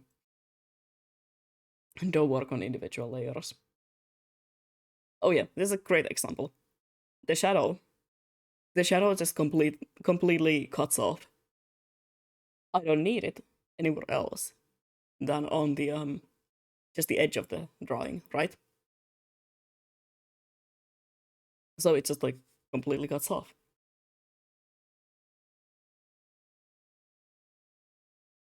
Now I need to find the actual outfit. There we go. So yeah, that's how I work on my models nowadays. I used to draw everything one layer by one layer. Sure, you get a lot of more, a lot more detail, a lot more customizable like options that way. You can take off certain parts. You can take off certain, for example, accessories. But you will also be doing a lot more, like unnecessary work, unnecessary hours spent on rendering something that is not gonna be seen. For example, with this, I have a feeling under this area there is not gonna be any detail. It's just gonna be like one solid color. Same goes for like under these. The area under that is just gonna be like the shadow color, nothing else, because it doesn't matter. The little amount of physics that is gonna have is not gonna allow you to see the fact that it's like a solid color under it, and there's not gonna be any sort of gradients, any sort of detail on there. But if I were to make this one layer by layer, it would be really hard for me to see like which parts of it are gonna be shown. So I'd probably render these to go all the way up here. There would be like folds here.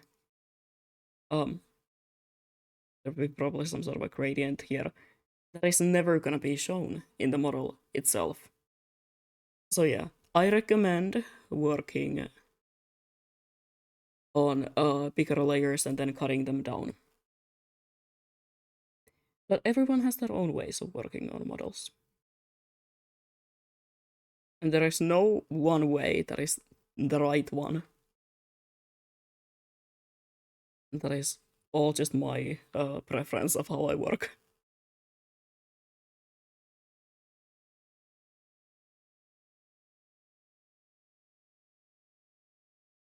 The reason why I stopped doing the whole thing where I would like render everything one layer by layer, and I would have individual layers for everything from the beginning, was because I noticed that a lot of the times I would use time on something that like would not be seen. For example, with this outfit, because this is a remake. Right. This is a remake of my, as of now, oldest model with this design. The entire shirt on that one would be rendered, and you can't see it. You can't see it at all. Like the jacket is covering at least like 70% of the shirt and sleeves. But I rendered each one of them in full detail. On this one, the sleeves are like the shirt sleeves, not the jacket ones, are basically non-existent. It is like a tiny layer with um some sort of borders, just in case I needed those while rigging it. But the amount of detail on it, it's like a solid color. Because I knew I wouldn't need them. Okay, on that model also I could take off the jacket and it was all cool and awesome and yeah, but I never did that. I never did it. Because it looked undeniably better with the jacket. On this one, if I were to take off the jacket, you would see so much more that you're supposed to be seeing. There is not a lot under the jacket. I'll say that much. If you want to toggle something, make layers, but generally speaking, save yourself the trouble. Yes. Yes. Don't start drawing like an entire shirt if all you need is the color piece. Unless you wanna make it so that you can toggle it. Like toggle off the jacket or toggle off whatever is there. Otherwise, save yourself the time. Only draw what is gonna be seen and just make a slight border around it, just in case while you're rigging it or while the person who's gonna be rigging your model is working on it, and they have a little bit of room to kind of morph that piece into the right positions without there being like a gap between it and the next layer. Because that is what happened to me a lot of the times with this current model. Because like I said, this is the first time that I'm working with this technique. And that's why I'm also going back now. Adding a couple of more layers, a couple of fixes. It is by no means perfect.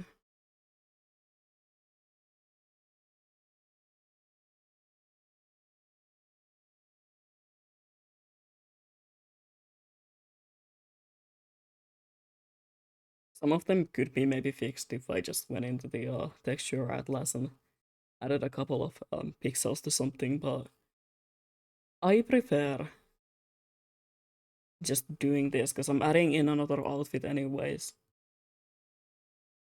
I'm adding in a lot of things. It just it's just easier if I redo all of the parts and then re-rig the entire model. And now I don't have to think about paying for Live 2D anymore. Because, you know, the whole student deal. That is the best thing that I ever gotten.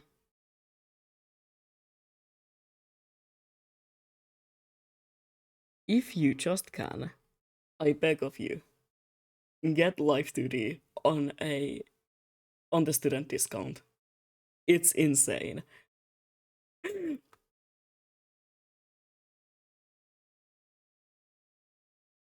Because I remember having to plan out when I'm gonna be rigging and being like, okay, I have a month to finish up this model and finish up the rig. Because I have to pay for Live 2D. And I think 1 month of it, if I remember right, on like the basic deal, which I was using, I think it was 20 euros a month, which is so expensive. So what I would do is like finish up all the art and then pay the 20 euros and be like, okay, I need to finish it within this month so I can cancel it for next month. The student discount is for the 3 year, I think it's 3, 4, 3 or 4 years. Deal for it. I am paying 60 euros for the entire 3 months. Months? No, years. Entire 3 years. 60 euros. It is such a good deal. I love it. Because beforehand, that would be what I would pay for 3 months of it. Would be just the 60 euros. But now, it's the full on 3 years. 60 euros, one time payment. Oh, it's great. It's awesome. If you just can, please get the student deal. All it requires is a school email.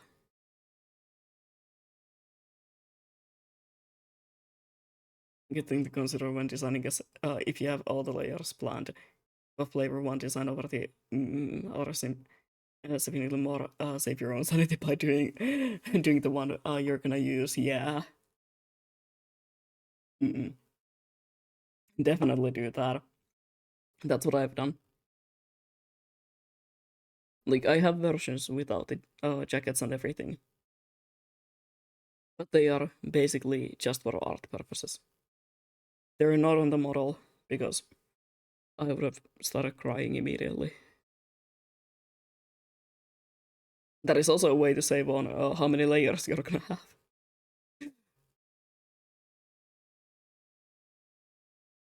That's crazy. It is crazy. It is an insane deal. And all it requires is like a school given email. I didn't even know if our school had the deal, but apparently it doesn't matter. They can somehow like tell if it's a school email.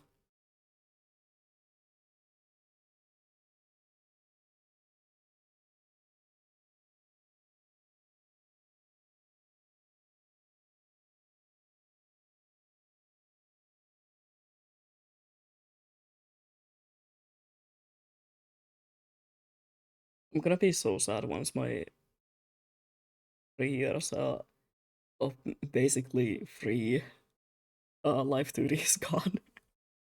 I have to get into another school. I have to start a new degree just for this.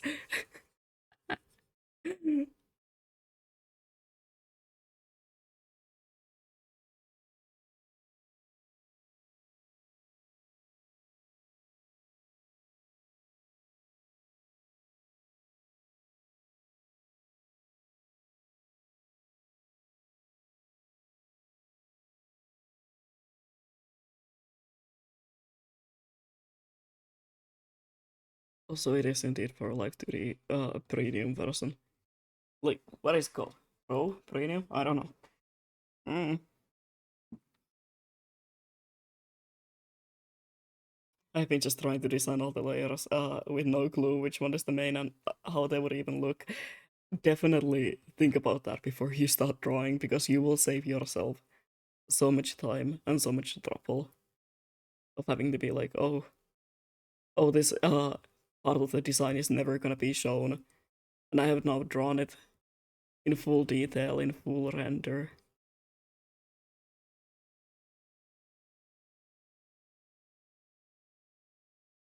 Because I think there's like 2 different versions of Live 2D, right? Hold on. Live 2D license.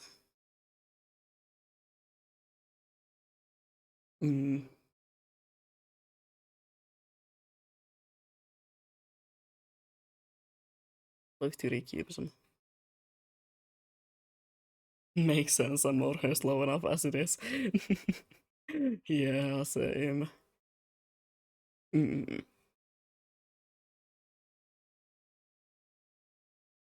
Guess there is the uh general user.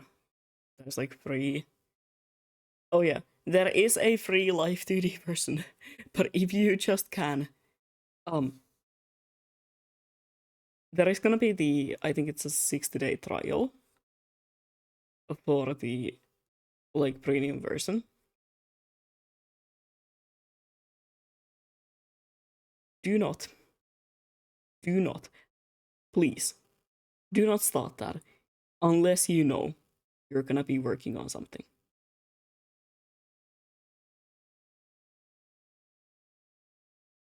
If you don't know that you're gonna be like, if you're just like, oh well, I might, you know, start doing my model in some future time. Um, I'll get the trial now. Do not start it before you know you have all your artwork done. It is 60 days of the premium version. It is very valuable. There is the free one, but I beg of you, do not use it. Do not use it if you are planning to make a VTuber model. It doesn't have everything you're gonna need. It allows you to only uh connect like one part to, I believe, 3 different parameters, which is not gonna be enough even just for the eyes. Just for the eyes, I think all the parts are connected to like 5 different parameters at this point. So yeah. The free one is basically useless if you are making a VTuber model.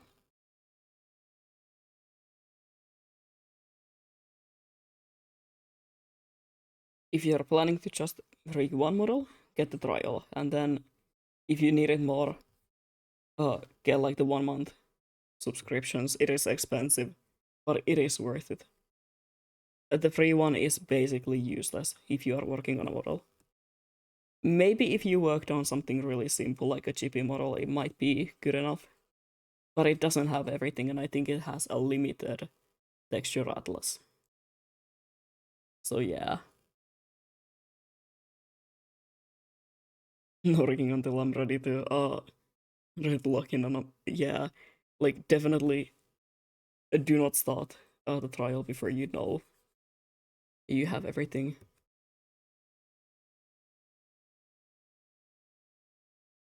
Because I might be talking from experience. I might have started the trial and then being like, hey, I don't actually have the time to rig a model right now. I just kind of wanted to mess around and see how this works.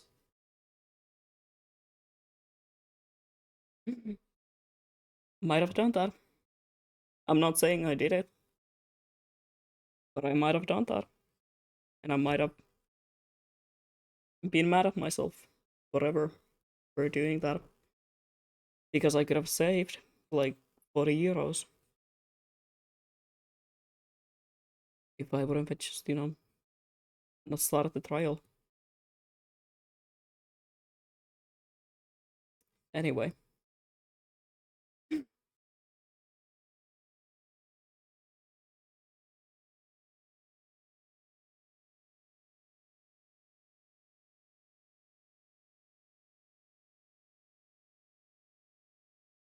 It would have been as bad if I was working on like a commission model, because then I could use the money that I get from the commission to, fund myself the license for a while.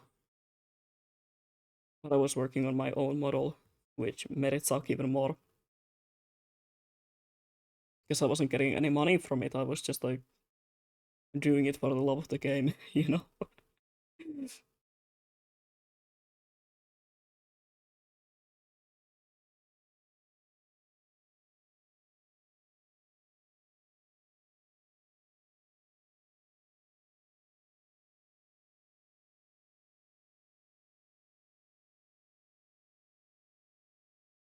Oh, you have to check, by the way, once I get rigging this, I have to check the version thing.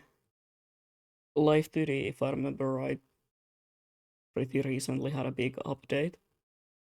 And the version is not supported by VTube Studio yet. So I might have to like downgrade my Live 2D version a bit once I start working on the rig.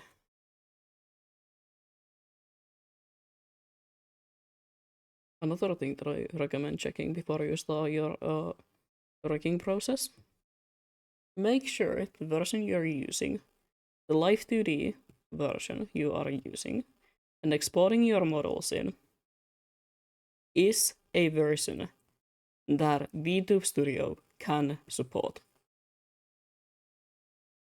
If there has been an update recently, VTube Studio might not have the support for your file type yet. This has not happened to me, thank God. And it's not like a common issue by any means, only when there has been an update. But I have seen a couple of my friends struggle with it and be like, hey, by the way, my model isn't working for some reason. I just exported the files and everything should be correct. And then it's like, oh, because of the versions. I think it's 5.3 that is not supported yet. But I might be lying off my ass again.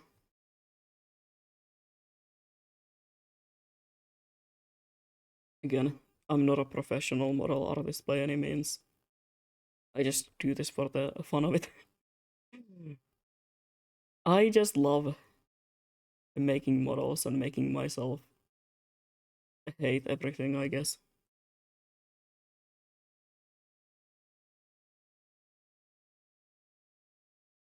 They are my favorite and my least favorite thing to draw at the same time. Favorite because, well, I love drawing detailed things and I love rendering. And least favorite because the whole process is so, like, it's so hideous.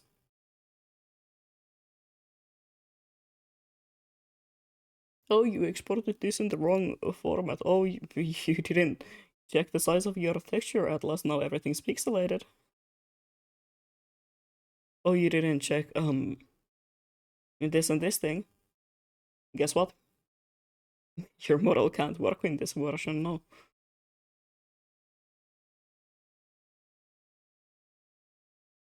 Oh, your license expired in the middle of the working? Well, good luck.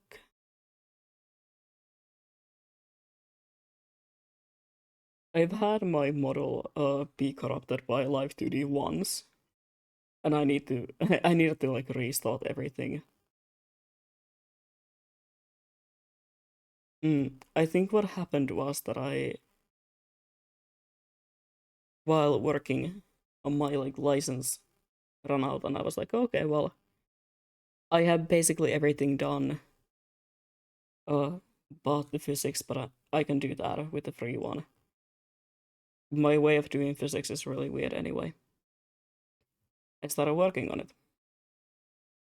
And once I was trying to save it, the program was like, hey, by the way, there are some things that you don't have access to because this is the free version. And it just like corrupted my whole model for some reason. Like it made the art really pixelated with the texture atlases and I couldn't fix it. So then I had to restart the entire thing. I can't remember which model it was. It wasn't this one. This one had some other problems. Because of course it did. Not even surprised. It is not optimized for like anything. It is being held together by hopes and dreams.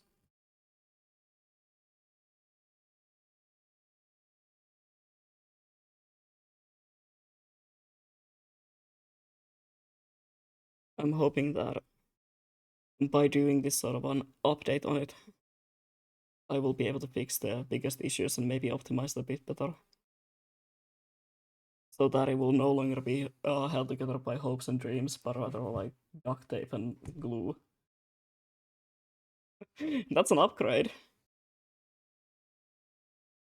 If you're asking me. Everything I own is being held together by tape and glue, I'll be honest.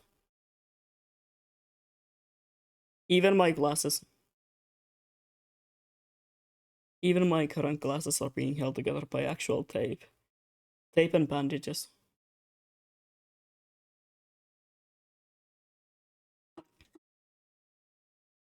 If everything goes as planned, by the end of next week I will have my new glasses.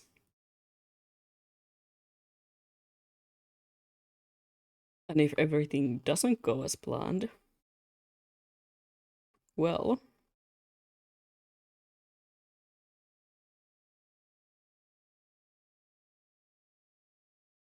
then I will have to wait another week.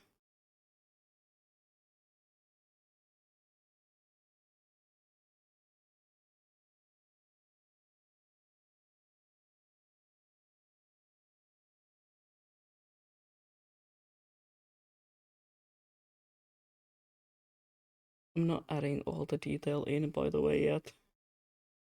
Just to kind of save myself some time. I'm gonna be cutting this up anyway. Some of it's gonna be lost because of that.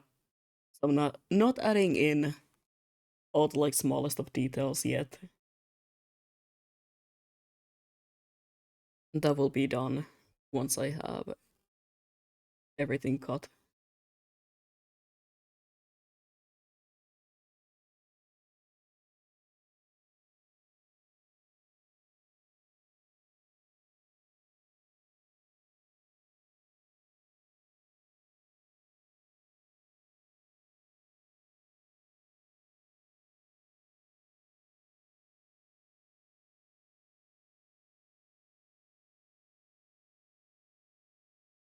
Okay, this already looks better than the one on the hand. I feel like it's just the awkward angle that it's in. Like, that is a really weird angle to draw a diamond from. So that's why it looks bad. Or at least that is what I'm telling myself. The reality could be just that I don't know how to render them, but ignorance is a bliss.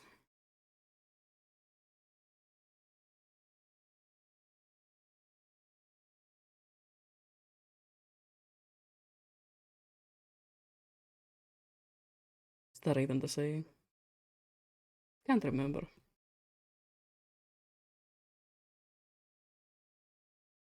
I think it might be.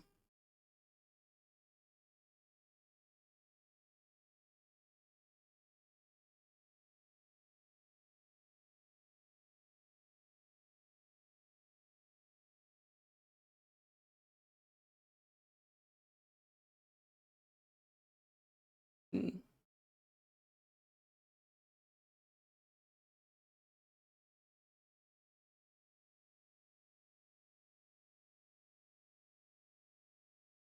I think that looks good. I don't want to add in all the detail, especially here.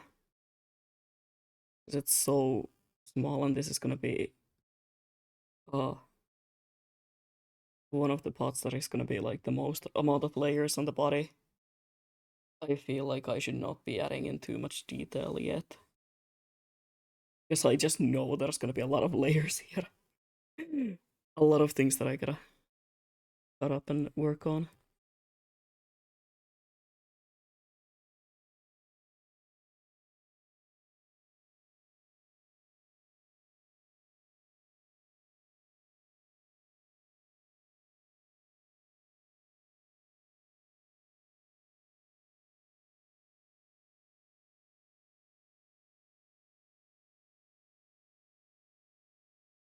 One of my favorite elements about this specific outfit, though, is that for for all of my outfits, I have an entire document with detail, like materials of what everything is, even like some random ass hex codes that I use. Um, I don't really share that document to anyone, to be honest. It's just kind of for myself because I went insane one night. Um, it is like the most useless thing that I own. For this outfit, there's a lot of things that are gonna be just pure black. And I'm so happy about that because I don't need to render those. I can just leave them as they are. Just clean them up a bit. Maybe add in a couple of highlights in some parts. But for example, these details are all gonna be just pure black. Same goes for the ends of the hair. Okay, they're gonna have a little bit more detail because the whole idea is to make the ends of the hair kind of look like tentacles, because you know, hulking the yellow thing, and the end of the jacket or cape thing, whatever, it's just gonna be completely black. I don't have to think about the rendering here. It's supposed to look like a void. It's supposed to look like there's no detail around that area. And I'm so happy about that.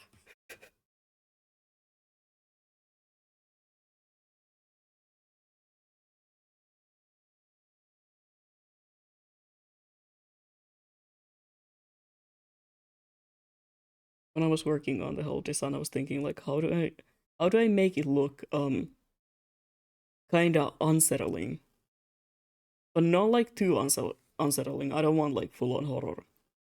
And one of the ideas that I had was that I'm gonna use just full on like pure black on some parts of the design, because it does make it a little bit unsettling how um in some parts there's no indication of light, no indication of shadows. It is just kind of the void, and I love that. I think that's beautiful.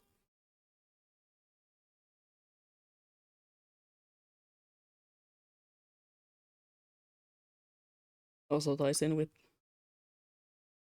uh and the sort of a more modern take on the King in Yellow.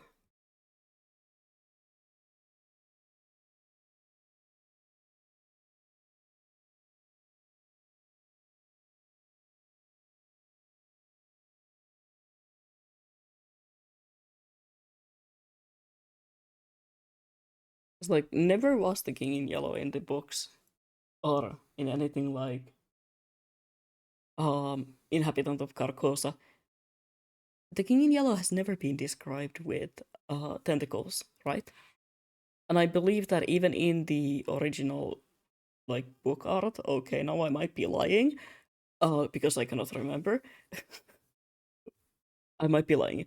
But if I remember right, even in the original book art, the King in Yellow is not portrayed with having tentacles.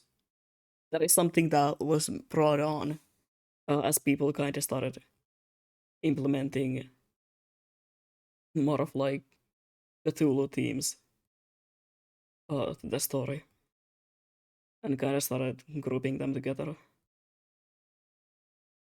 as that sort of cosmic horror. The start of cosmic horror.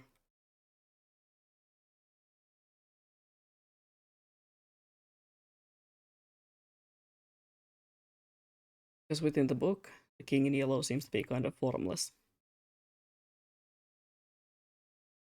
The only real description that we have, uh, I think, is from the poem itself.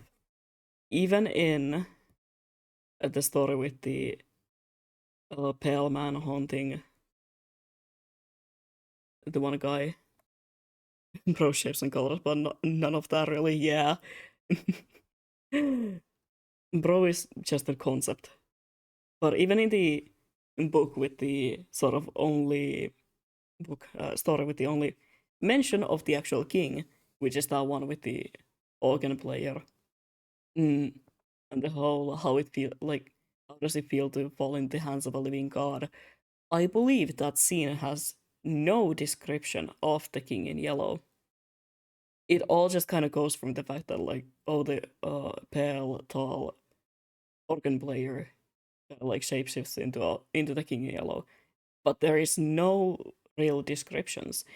I believe the only description that we have within that book is kind of from the Pallid Mask, and also the line within the poem of the song of Gasilda, the line talking about where flap the feathers of the king, because you know feathers are rags, so that's where people get the whole idea of like the uh yellow cape and like the yellow rags of the king. I believe those are the only real descriptions. The whole idea of the tentacle monster hiding within, like, under that comes from when people started, grouping a Lovecraftian cosmic horror with the King in Yellow. And they started combining those elements together. I do believe that the wings come from the original, like, book covers and stuff. Because in some designs, the King in Yellow is like portrayed having black wings. And I think that is also in part of the whole thing with the King in Yellow being portrayed as some sort of a god, living god. And because the author was Christian, if I remember right, it comes from the whole angel inspiration. The original cover has wings, yes. I do remember also. If I'm looking at the original one, you probably are. Because I also have like a memory of people talking about how the original one only has the wings, but it doesn't really have the tentacle motifs, if I remember right. Maybe it does. Shit, maybe it does. Hold on.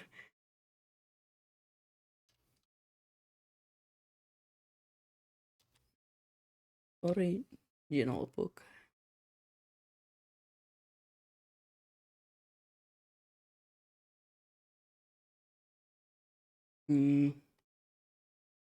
Original book cover. Yes. It is the one with the red wings and everything. Wings and yellow clothes. And also, I guess there is some motifs of it.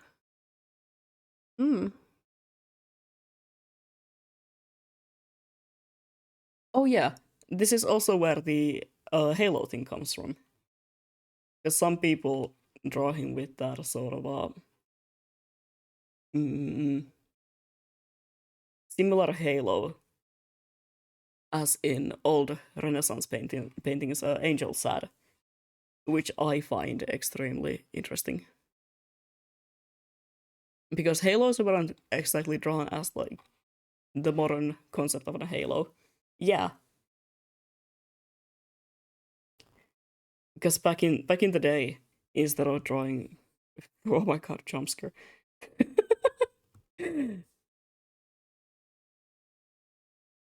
Drawing the halo like this is an angel. No, they don't draw the halo as like a ring.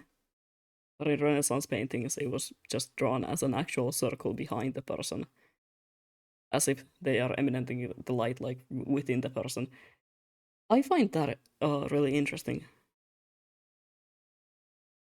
and I've kind of been looking into it. I want to find if there is a reason of why it changed, like why that happened. Because when you look at a lot of old art, they never draw the halo as like a physical thing. It is the light behind the person that is the halo. I can't remember if I have looked this up before, but that is something that I was supposed to look up at some point for a art project I am working on.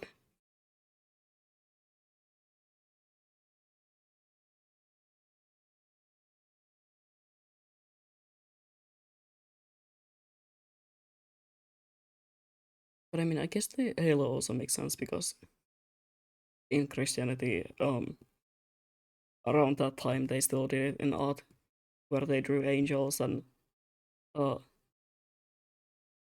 biblical figures with said halo. So it would make sense because the whole comparison to God within King in Yellow. Bless you, Reki.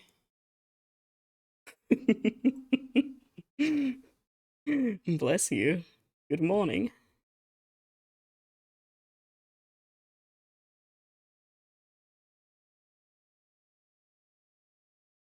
What are you thinking about? Okay, he's going back to sleep. And bro sneezed and went back to sleep like nothing happened.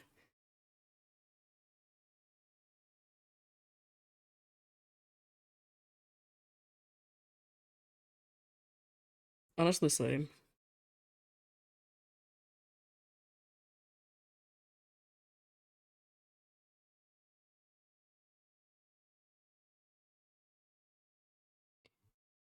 That is already so many details. There's gonna be more. Gulp.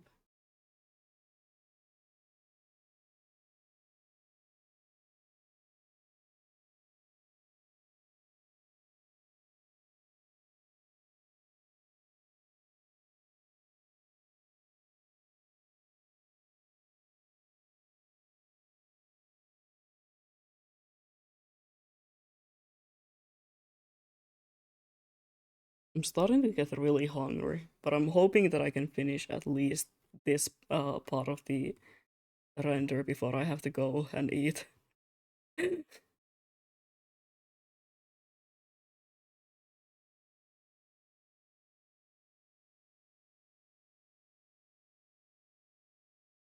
I just know I have that food waiting for me in the fridge.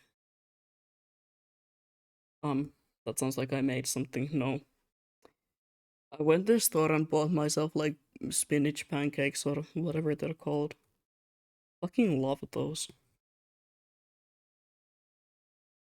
Like, undeniably one of the best foods out there.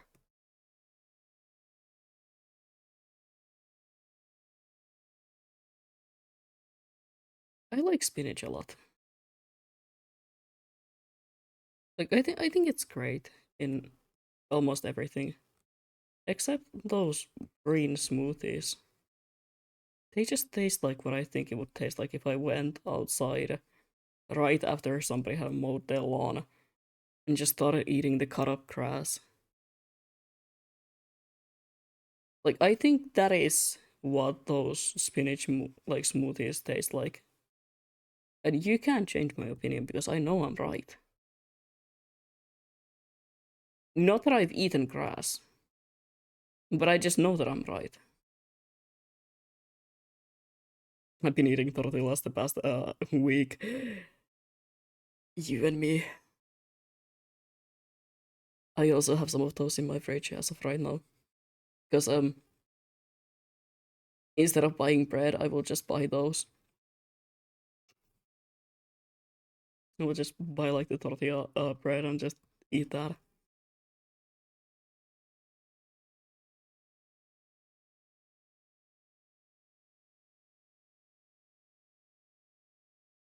I'm trying to plan this out because I don't like how dark the shadow was there. I think it's working out.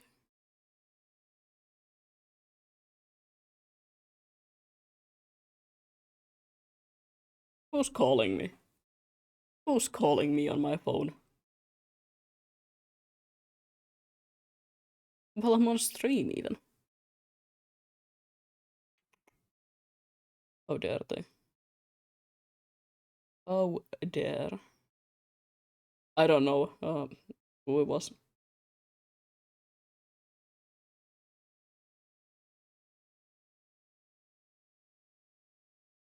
Just a random account. Account? No, number. uh, close enough.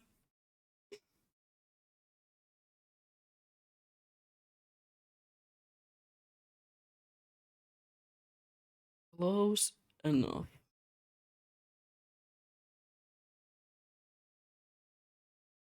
No, that's not what I wanted to open up. I'm sorry, I'm looking up something also on my PC. Mm-mm-mm. How good of an idea is it to look at your personal emails while on stream? Probably not the best one,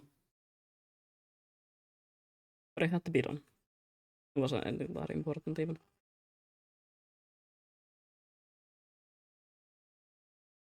Imagine if you were to show your personal emails to a bunch of people. Imagine that. This is shade towards my least favorite teacher that we have.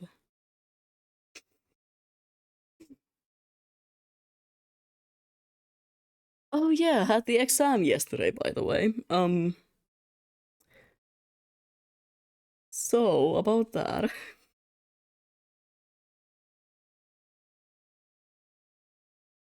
I will be passing.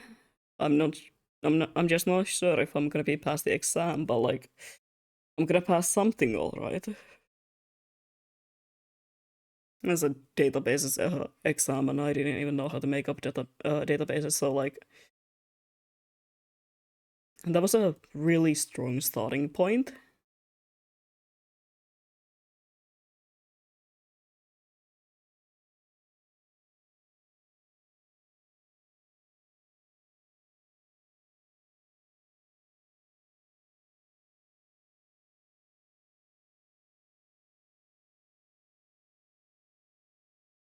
I'm pretty sure I am not passing the exam, I'll tell you that much.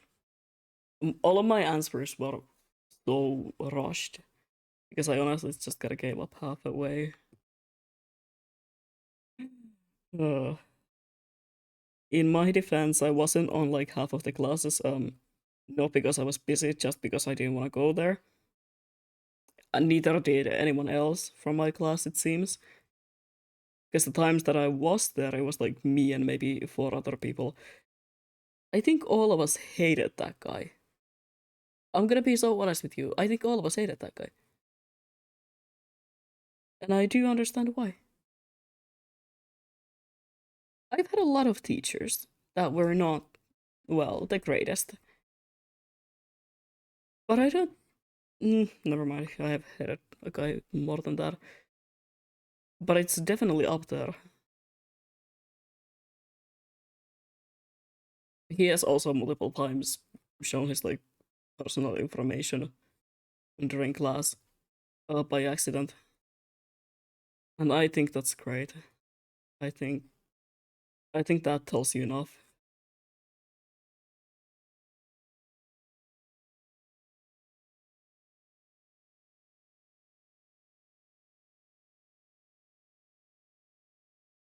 Mm,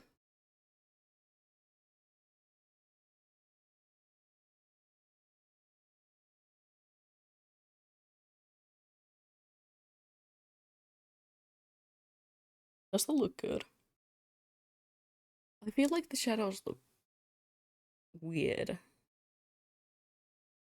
Ugh, it really is a problem with just yellow in general when you have to shade it. It looks so easily muddy, but I have to keep the colors, the shadows kind of like bold, because it wouldn't make sense that a part of this has warm shadows when everything else has like cold shadows. Things I have to think about.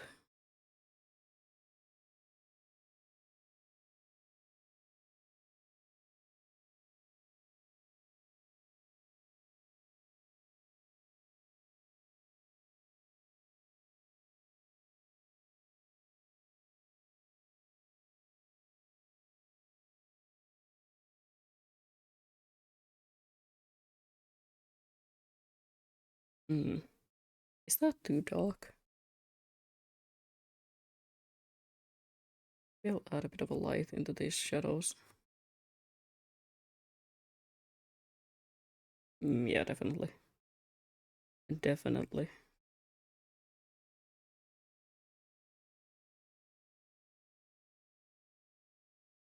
I'll have to do that to everything, I feel like.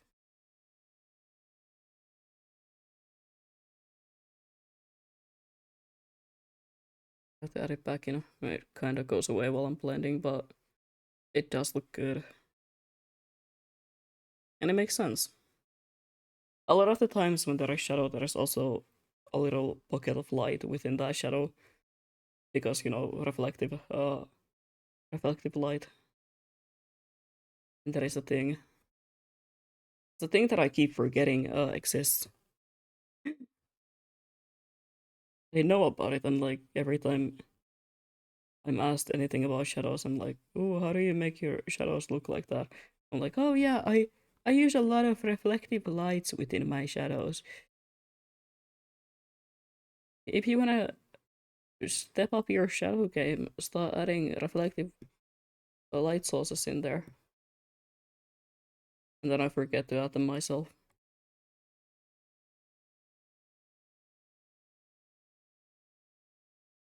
Go on, create the backup.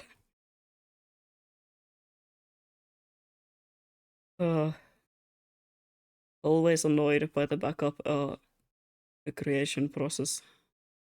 But the amount of times it has saved my ass. That's why I'm not turning it off. I'm not even kidding, the amount of times it has saved me.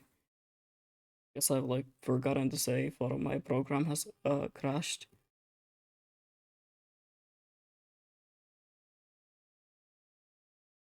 Yeah, that looks good. That's why I will never turn it off, even if it is really annoying.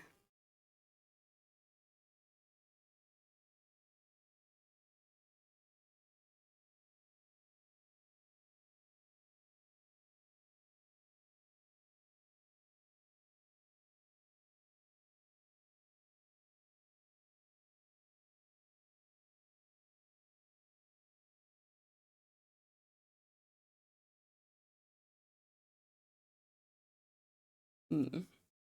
Somehow it looks really flat, doesn't it? It just feels flat for. Mm.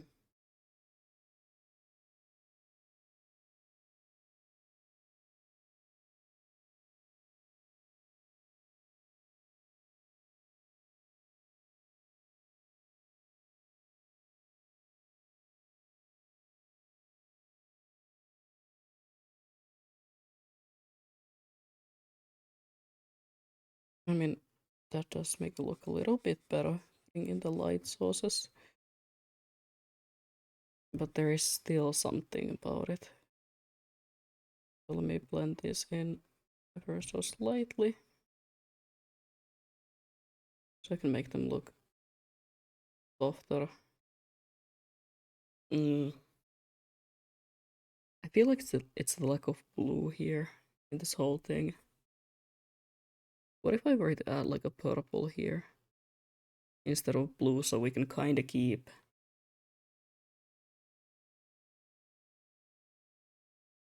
the tones similar, but not like. Because blue and yellow do not work together. That makes it really muddy. Purple and yellow, on the other hand, can work because they're complementary colors.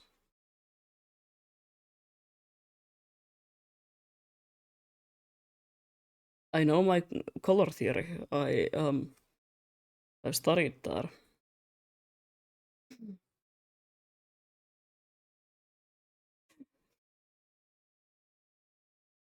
Sorry, I remembered my crash out about color theory yesterday.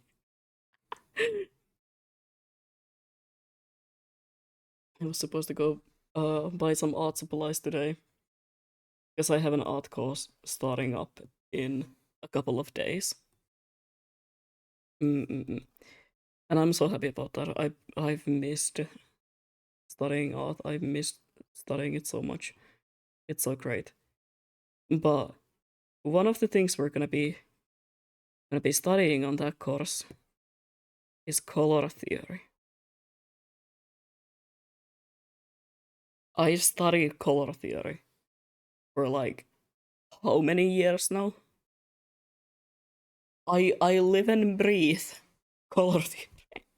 One of my favorite topics when it comes to game graphics and when it comes to video games is how they use color theory, um, not just like to make the places look pretty, of course that is a part of it, but how they use um, how they use color theory as a form of like showing emotions, showing sort of the character's backstory and how they're feeling. For example, in Elden Ring, color theory is used in a form of like showing different bloodlines, showing who or like which people have been around that area. For example, the people of like uh, the sorcerers and the people of Raya Lucaria, the areas inhabited by those people, or where they have been living, are shown as blue, and places where the bloodline of Radagon, like Radagon and Marika, are living or have been living, are usually reddish. They have red and yellow, not yellow, like red and orange tones within those areas. For example, the boss fight areas for like both Mesmer and Melania, and also their designs. And then like the people of the Golden Order usually have well gold and yellow around them, and I think that's so creative and it's so nice, and you can tell a lot of storytelling points from that perspective, and I love that. I love when video games do that. And now you're telling me that I have to go and study the basics of color theory again. I've been studying color theory for such a long time on my own.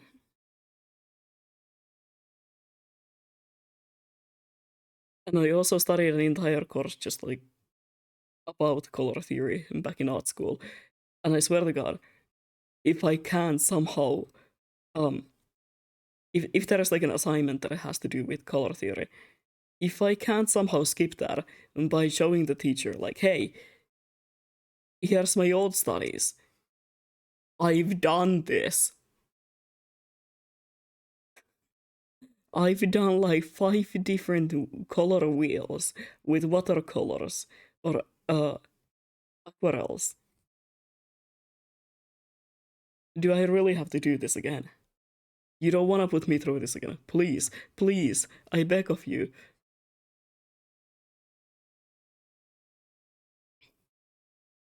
Anyway, I love color theory. It's great.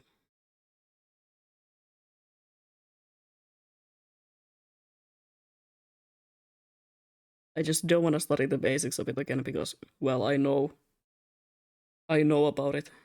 I know which colors look good together. I know how to use them. I know my complementaries and secondary colors and how to make a color palette that is balanced and how to how to tell the difference between a cold red and a warm red and how to tell the difference between that and that. I know it all. I love color theory so much.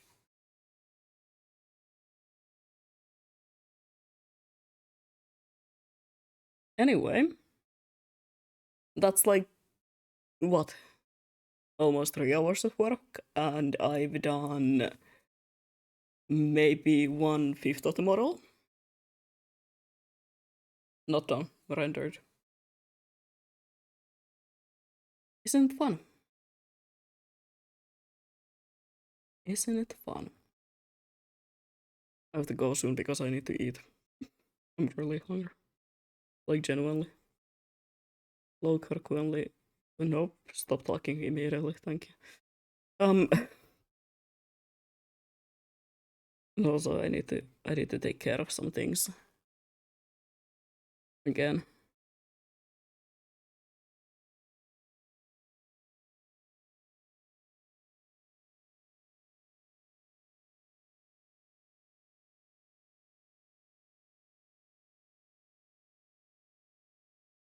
I'm tempted to skip school on Monday. We would have our final presentations for like technically 2 classes. But here's the thing. Those 2 classes were kinda hand in hand work. And I um made a deal with the other teacher to like do the other class next year because I'm the whole thing about me having a you know a burnout was because of that class. And I kind of forgot to mention that the information the other teacher and the other because like the other class is so closely tied to that one. I kind of forgot to mention the whole thing. And I have to ask him if it would be okay for me to like work on something else for that class, maybe do like an essay or something, because it was a little hard to do the assignments because I don't work on the other project anymore. So we would have the final presentations for that, but I feel kind of useless there. I didn't work on the game project at all, almost, because of the whole burnout. So I don't feel like my input on on the project would be too important. And I don't want to take credit for something that I like helped to come up with the idea, and that's kind of it.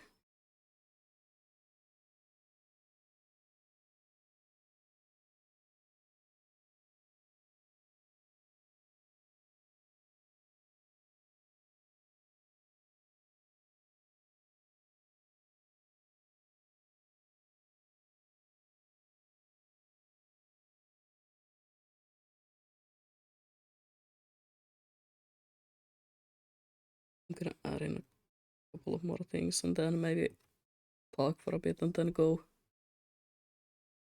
eat. But yeah, I'm thinking about I might skip and then on Monday I might just stream the entire day. Look, you guys should always support me skipping class because if I'm skipping class, that means you're getting more content. Yeah, but also that means that I'm not gonna be um studying, and I have a feeling people have opinions about that. I don't. I'm quite happy. I still have classes. Yeah.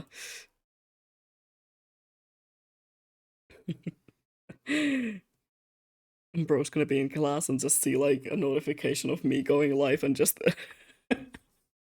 just have to suffer with that, I guess.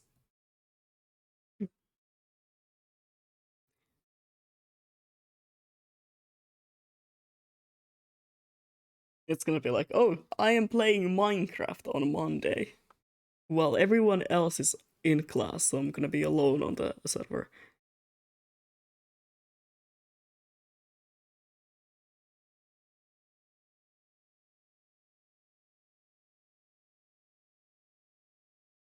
Talking about Minecraft,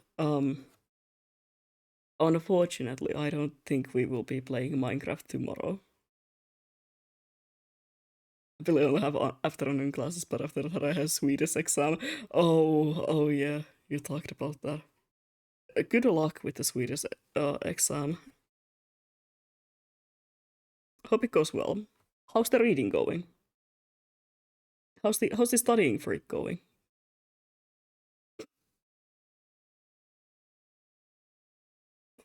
Reading it as we speak. Damn. I was waiting for you to be like, fuck you.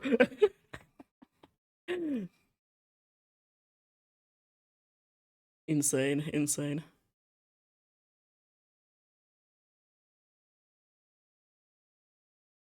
You really thought, yeah. I keep forgetting that you like low key take um, studying seriously. Unlike, unlike me. I keep forgetting that people actually study, and it's been 10 minutes and I wanna give up already. Yeah. Yeah. Seriously.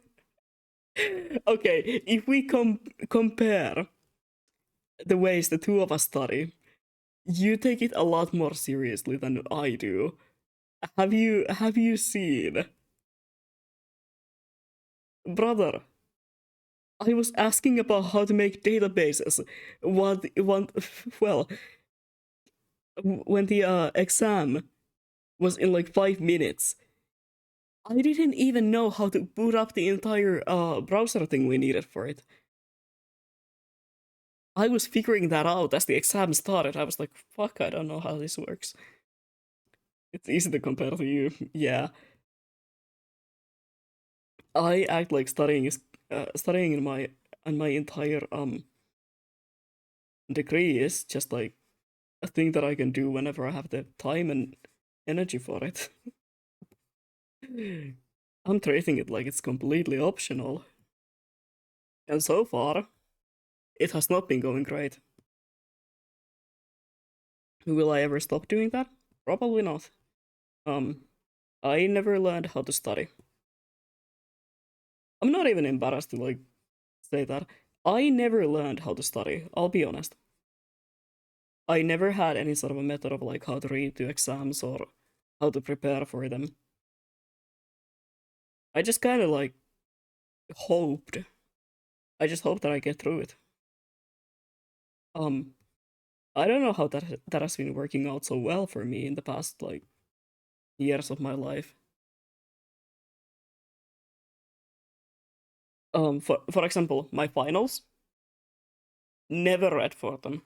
Never read for any of my finals. I'm gonna come clean right now. Every time that I said that I'm reading for my finals or studying for my finals, I was not doing so. I was most likely laying in bed, uh, playing on my phone. And I was like, oh yeah, I'm just studying for my finals. Never did any sort of like note taking for that. Never read any of the things that were in there. I don't know how I passed. I passed by an actual miracle. And I didn't even get the like worst grades. Assessment tasks are better for me because for those who need to actually do stuff, exam so it's like, oh well, if, yeah. Mm-mm. I mean, I love essays. I love essays so much. I wish we had more of those. No. Group projects. Ooh. Ooh, group projects. Ooh, this and this thing. Fuck you. You know? Let me just like write you a 4-page essay on something. I'll happily use what is it, AP7 for my referencing. I'll happily do that. I'll happily go through that trouble if it means that I don't have to do like one more uh, group projects like partner work that is just answering to some questions about like, oh, how did you do this? How did you do this? What is your plan for if the world starts burning? And I'm like, I don't know. Here's my answers. I can't get the other person to answer them. I don't know. I also haven't been working on the game for the past couple of days, weeks. I love writing essays. I love searching information. I love information in general.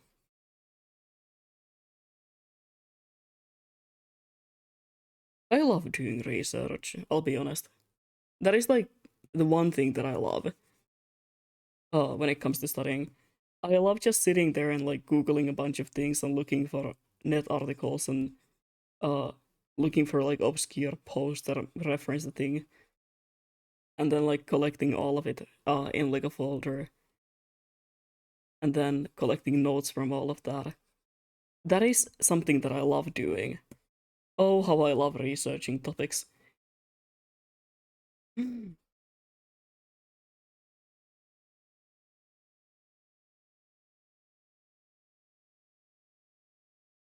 One of my favorite things was when we had a really annoying sort of like a course about uh communications and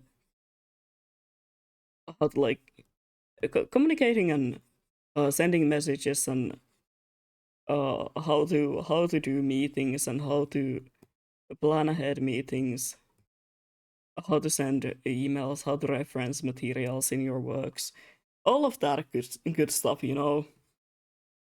One of my favorite tasks for that was that we had to pick any topic within our degree and make like a short presentation about it. The topic that I picked was the usage of color theory within video games. Um, and I talked about the different ways games can use colors as a visual aid for the player, and not just as a thing to like look pretty. I talked about that whole thing with the Elden Ring, the color theory, as well as how some games might use a certain color as a guiding thing.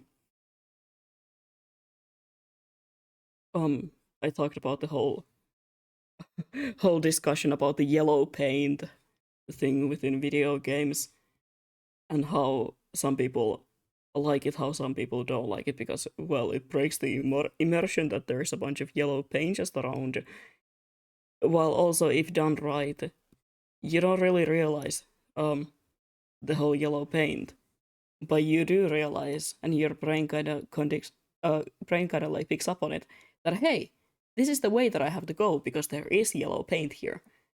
Or like the color yellow, your brain immediately picks it out from the whole environment, and it's like, hey, that's the way I have to go. And the new Resident Evil game, Resident Evil 9 Requiem, does that really well. In some areas, they use yellow light to guide you into places. They don't use so much of the yellow paint anymore. There's not just like random paint smears on the walls, but they use yellow light to guide you into certain rooms at certain point of the game. And I think that is genius. A lot of the players didn't even notice that, because I've been watching a couple of different playthroughs of that game. Like, none of them comment on it. But I noticed that fucking yellow light. Capcom, I know what you did there. Because yellow is such a color that you don't really see in that environment a lot. But then there is a room with like a bright yellow light. And I'm immediately drawn to it, and I'm immediately like, oh, I might have to go there. And it doesn't look unnatural, because that sort of a yellow light is something you would find in an office building. And I love when games do genius things like that. It is so great. Or to show some sort of a difference in areas by using light. Light or color to kind of like indicate if the area is dangerous for you. I love the usage of color in video games, and I talked about that. And I have had, like, I've never had so much fun researching a topic as I did for that entire video essay. It was so much fun. And if I just had the time and energy, you bet your asses I would be doing video essays on topics like that. But unfortunately, as much as I do have the energy to record for them, I don't have the time to edit all those videos. If I ever wanted to really do that, I would have to consider maybe like getting someone else to edit them for me. Because I don't have the time to sit down and be like, oh, time to go to editing town. Or maybe just like have someone else to like help with the editing, help with the cutting and stuff, because I like doing FX. That's fun. Giving up back to drawing. You... yeah. Never mind, I can't say anything.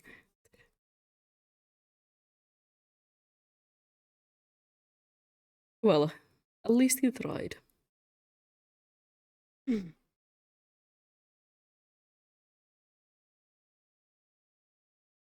Another thing I really wanna one day talk about, no matter if it's like a school thing, or if I genuinely just like drop a video out of nowhere on this, is the like usage of art history in video games and in character designs.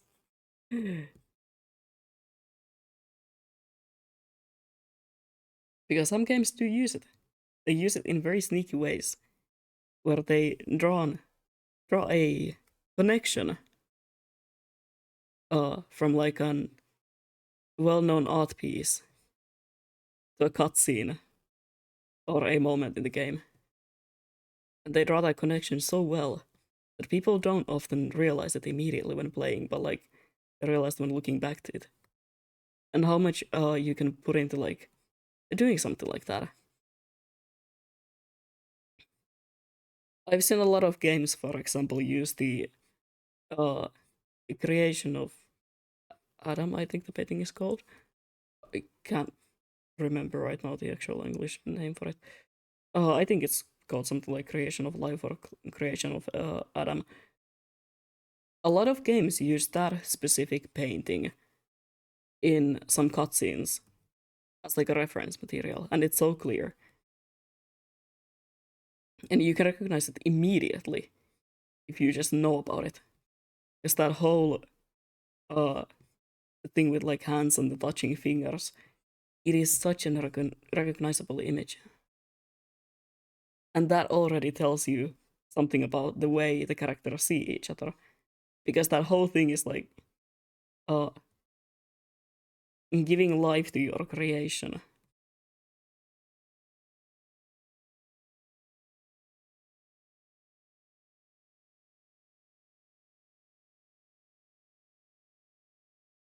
And I love finding little things like that in video games.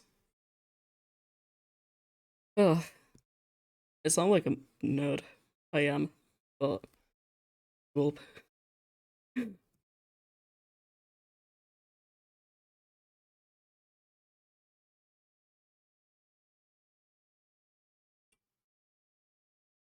As much as I would love to talk about all that, I just feel like there isn't maybe. Well, maybe there is like a group of people who would love to listen to a random guy talk about art history in video games and how they use them. Use especially paintings with meanings as a part of them and part of story building, but I don't know. Maybe one day.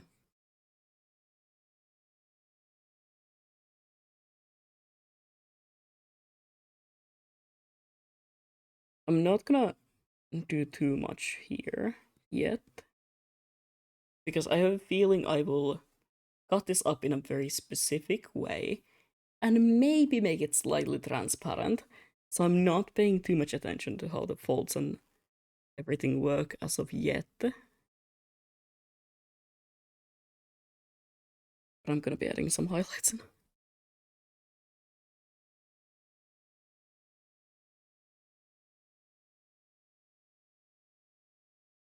I did want to bring this sort of a drapey yellow fabric that you see in a lot of King in Yellow art to this design as well. But I didn't want to do it as like a full yellow robe or anything like that. So I went for this, which I think it's a really cute way of bringing it in, and it makes sense with all the styles that I got going on. You know the elements of that, like it makes sense. I think I worked it in a really nice way. It also kind of works as the corset of this design. Hold on, let me see. I said I might not bring in. Trying to figure out what is the actual not layer, folder for those. I think it's this, yeah.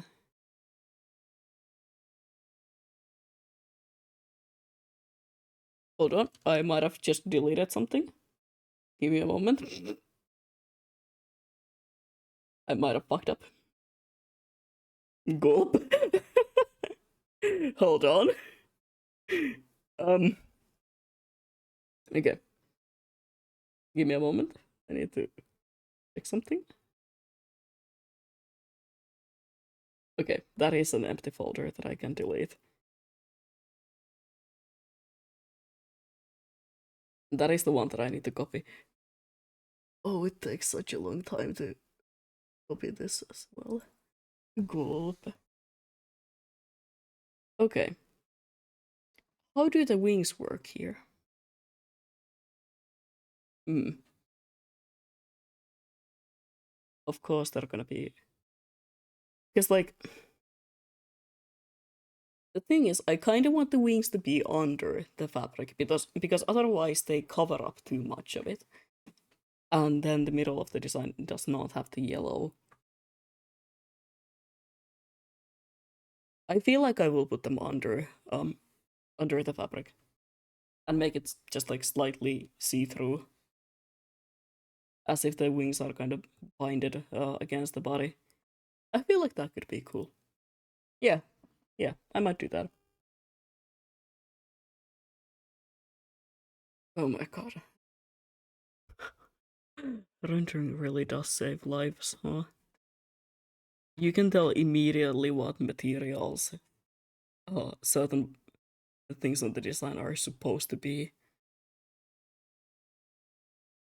Damn. I did make the yellow a lot more lighter, definitely. I feel like a lot of things I made them more lighter, but it doesn't matter. I'm gonna bring in the shadows anyway. So maybe it's kind of good that I'm making everything light as of now.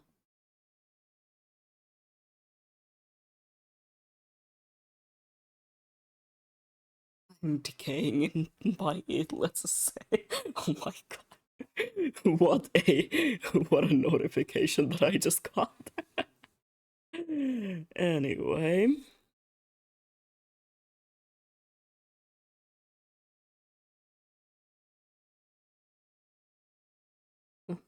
Ow. Reki. Go away. No biting me. Thank you. Hmm. I am so loving this already. It looks so good. Ignore that I have not yet drawn the cane and it has the gun one. I will do that at some point if I have the time and energy. I don't really know if I do. Um the gun one was just like for the fun of it. Um Otherwise I've just been using one cane design because drawing canes is really annoying. But I might do something about it. Anyway, I'm hungry as hell, and I need to go send some messages and hope that I'm not too late. I probably am, because it's me we're talking about. Mm,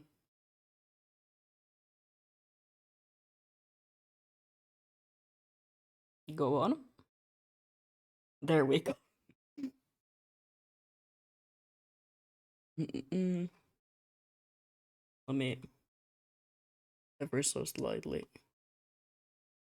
There we go. Lower myself. Um, enjoy food. I will enjoy food once I get to that part.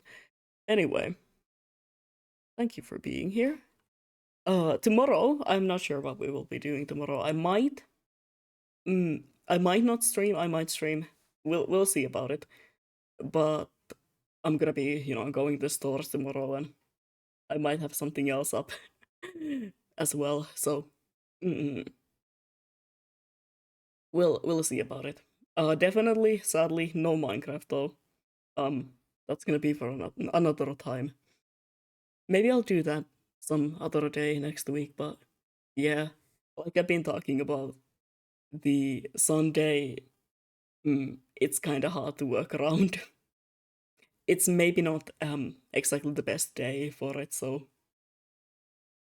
we'll see. We'll see. Mm. But yeah, next week, most of the time, we're just gonna be continuing like Lempo. Maybe also starting Signalis if I just have the time.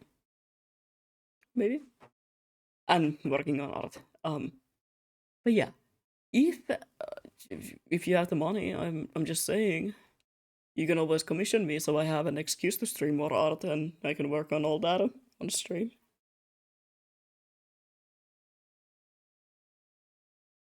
I'm just saying. The I don't know how to promote my region. I know how to draw mana. Commission me. Yeah, good enough. But yeah, is anyone live? Can I raid someone? Can I? Can I raid someone before I go? Well, as I go.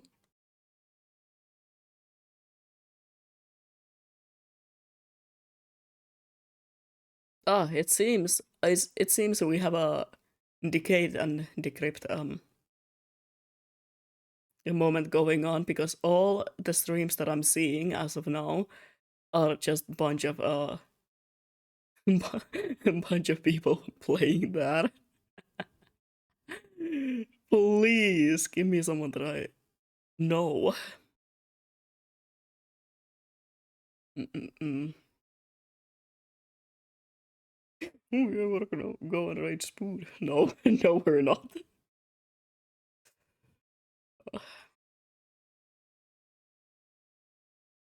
Mm-mm-mm.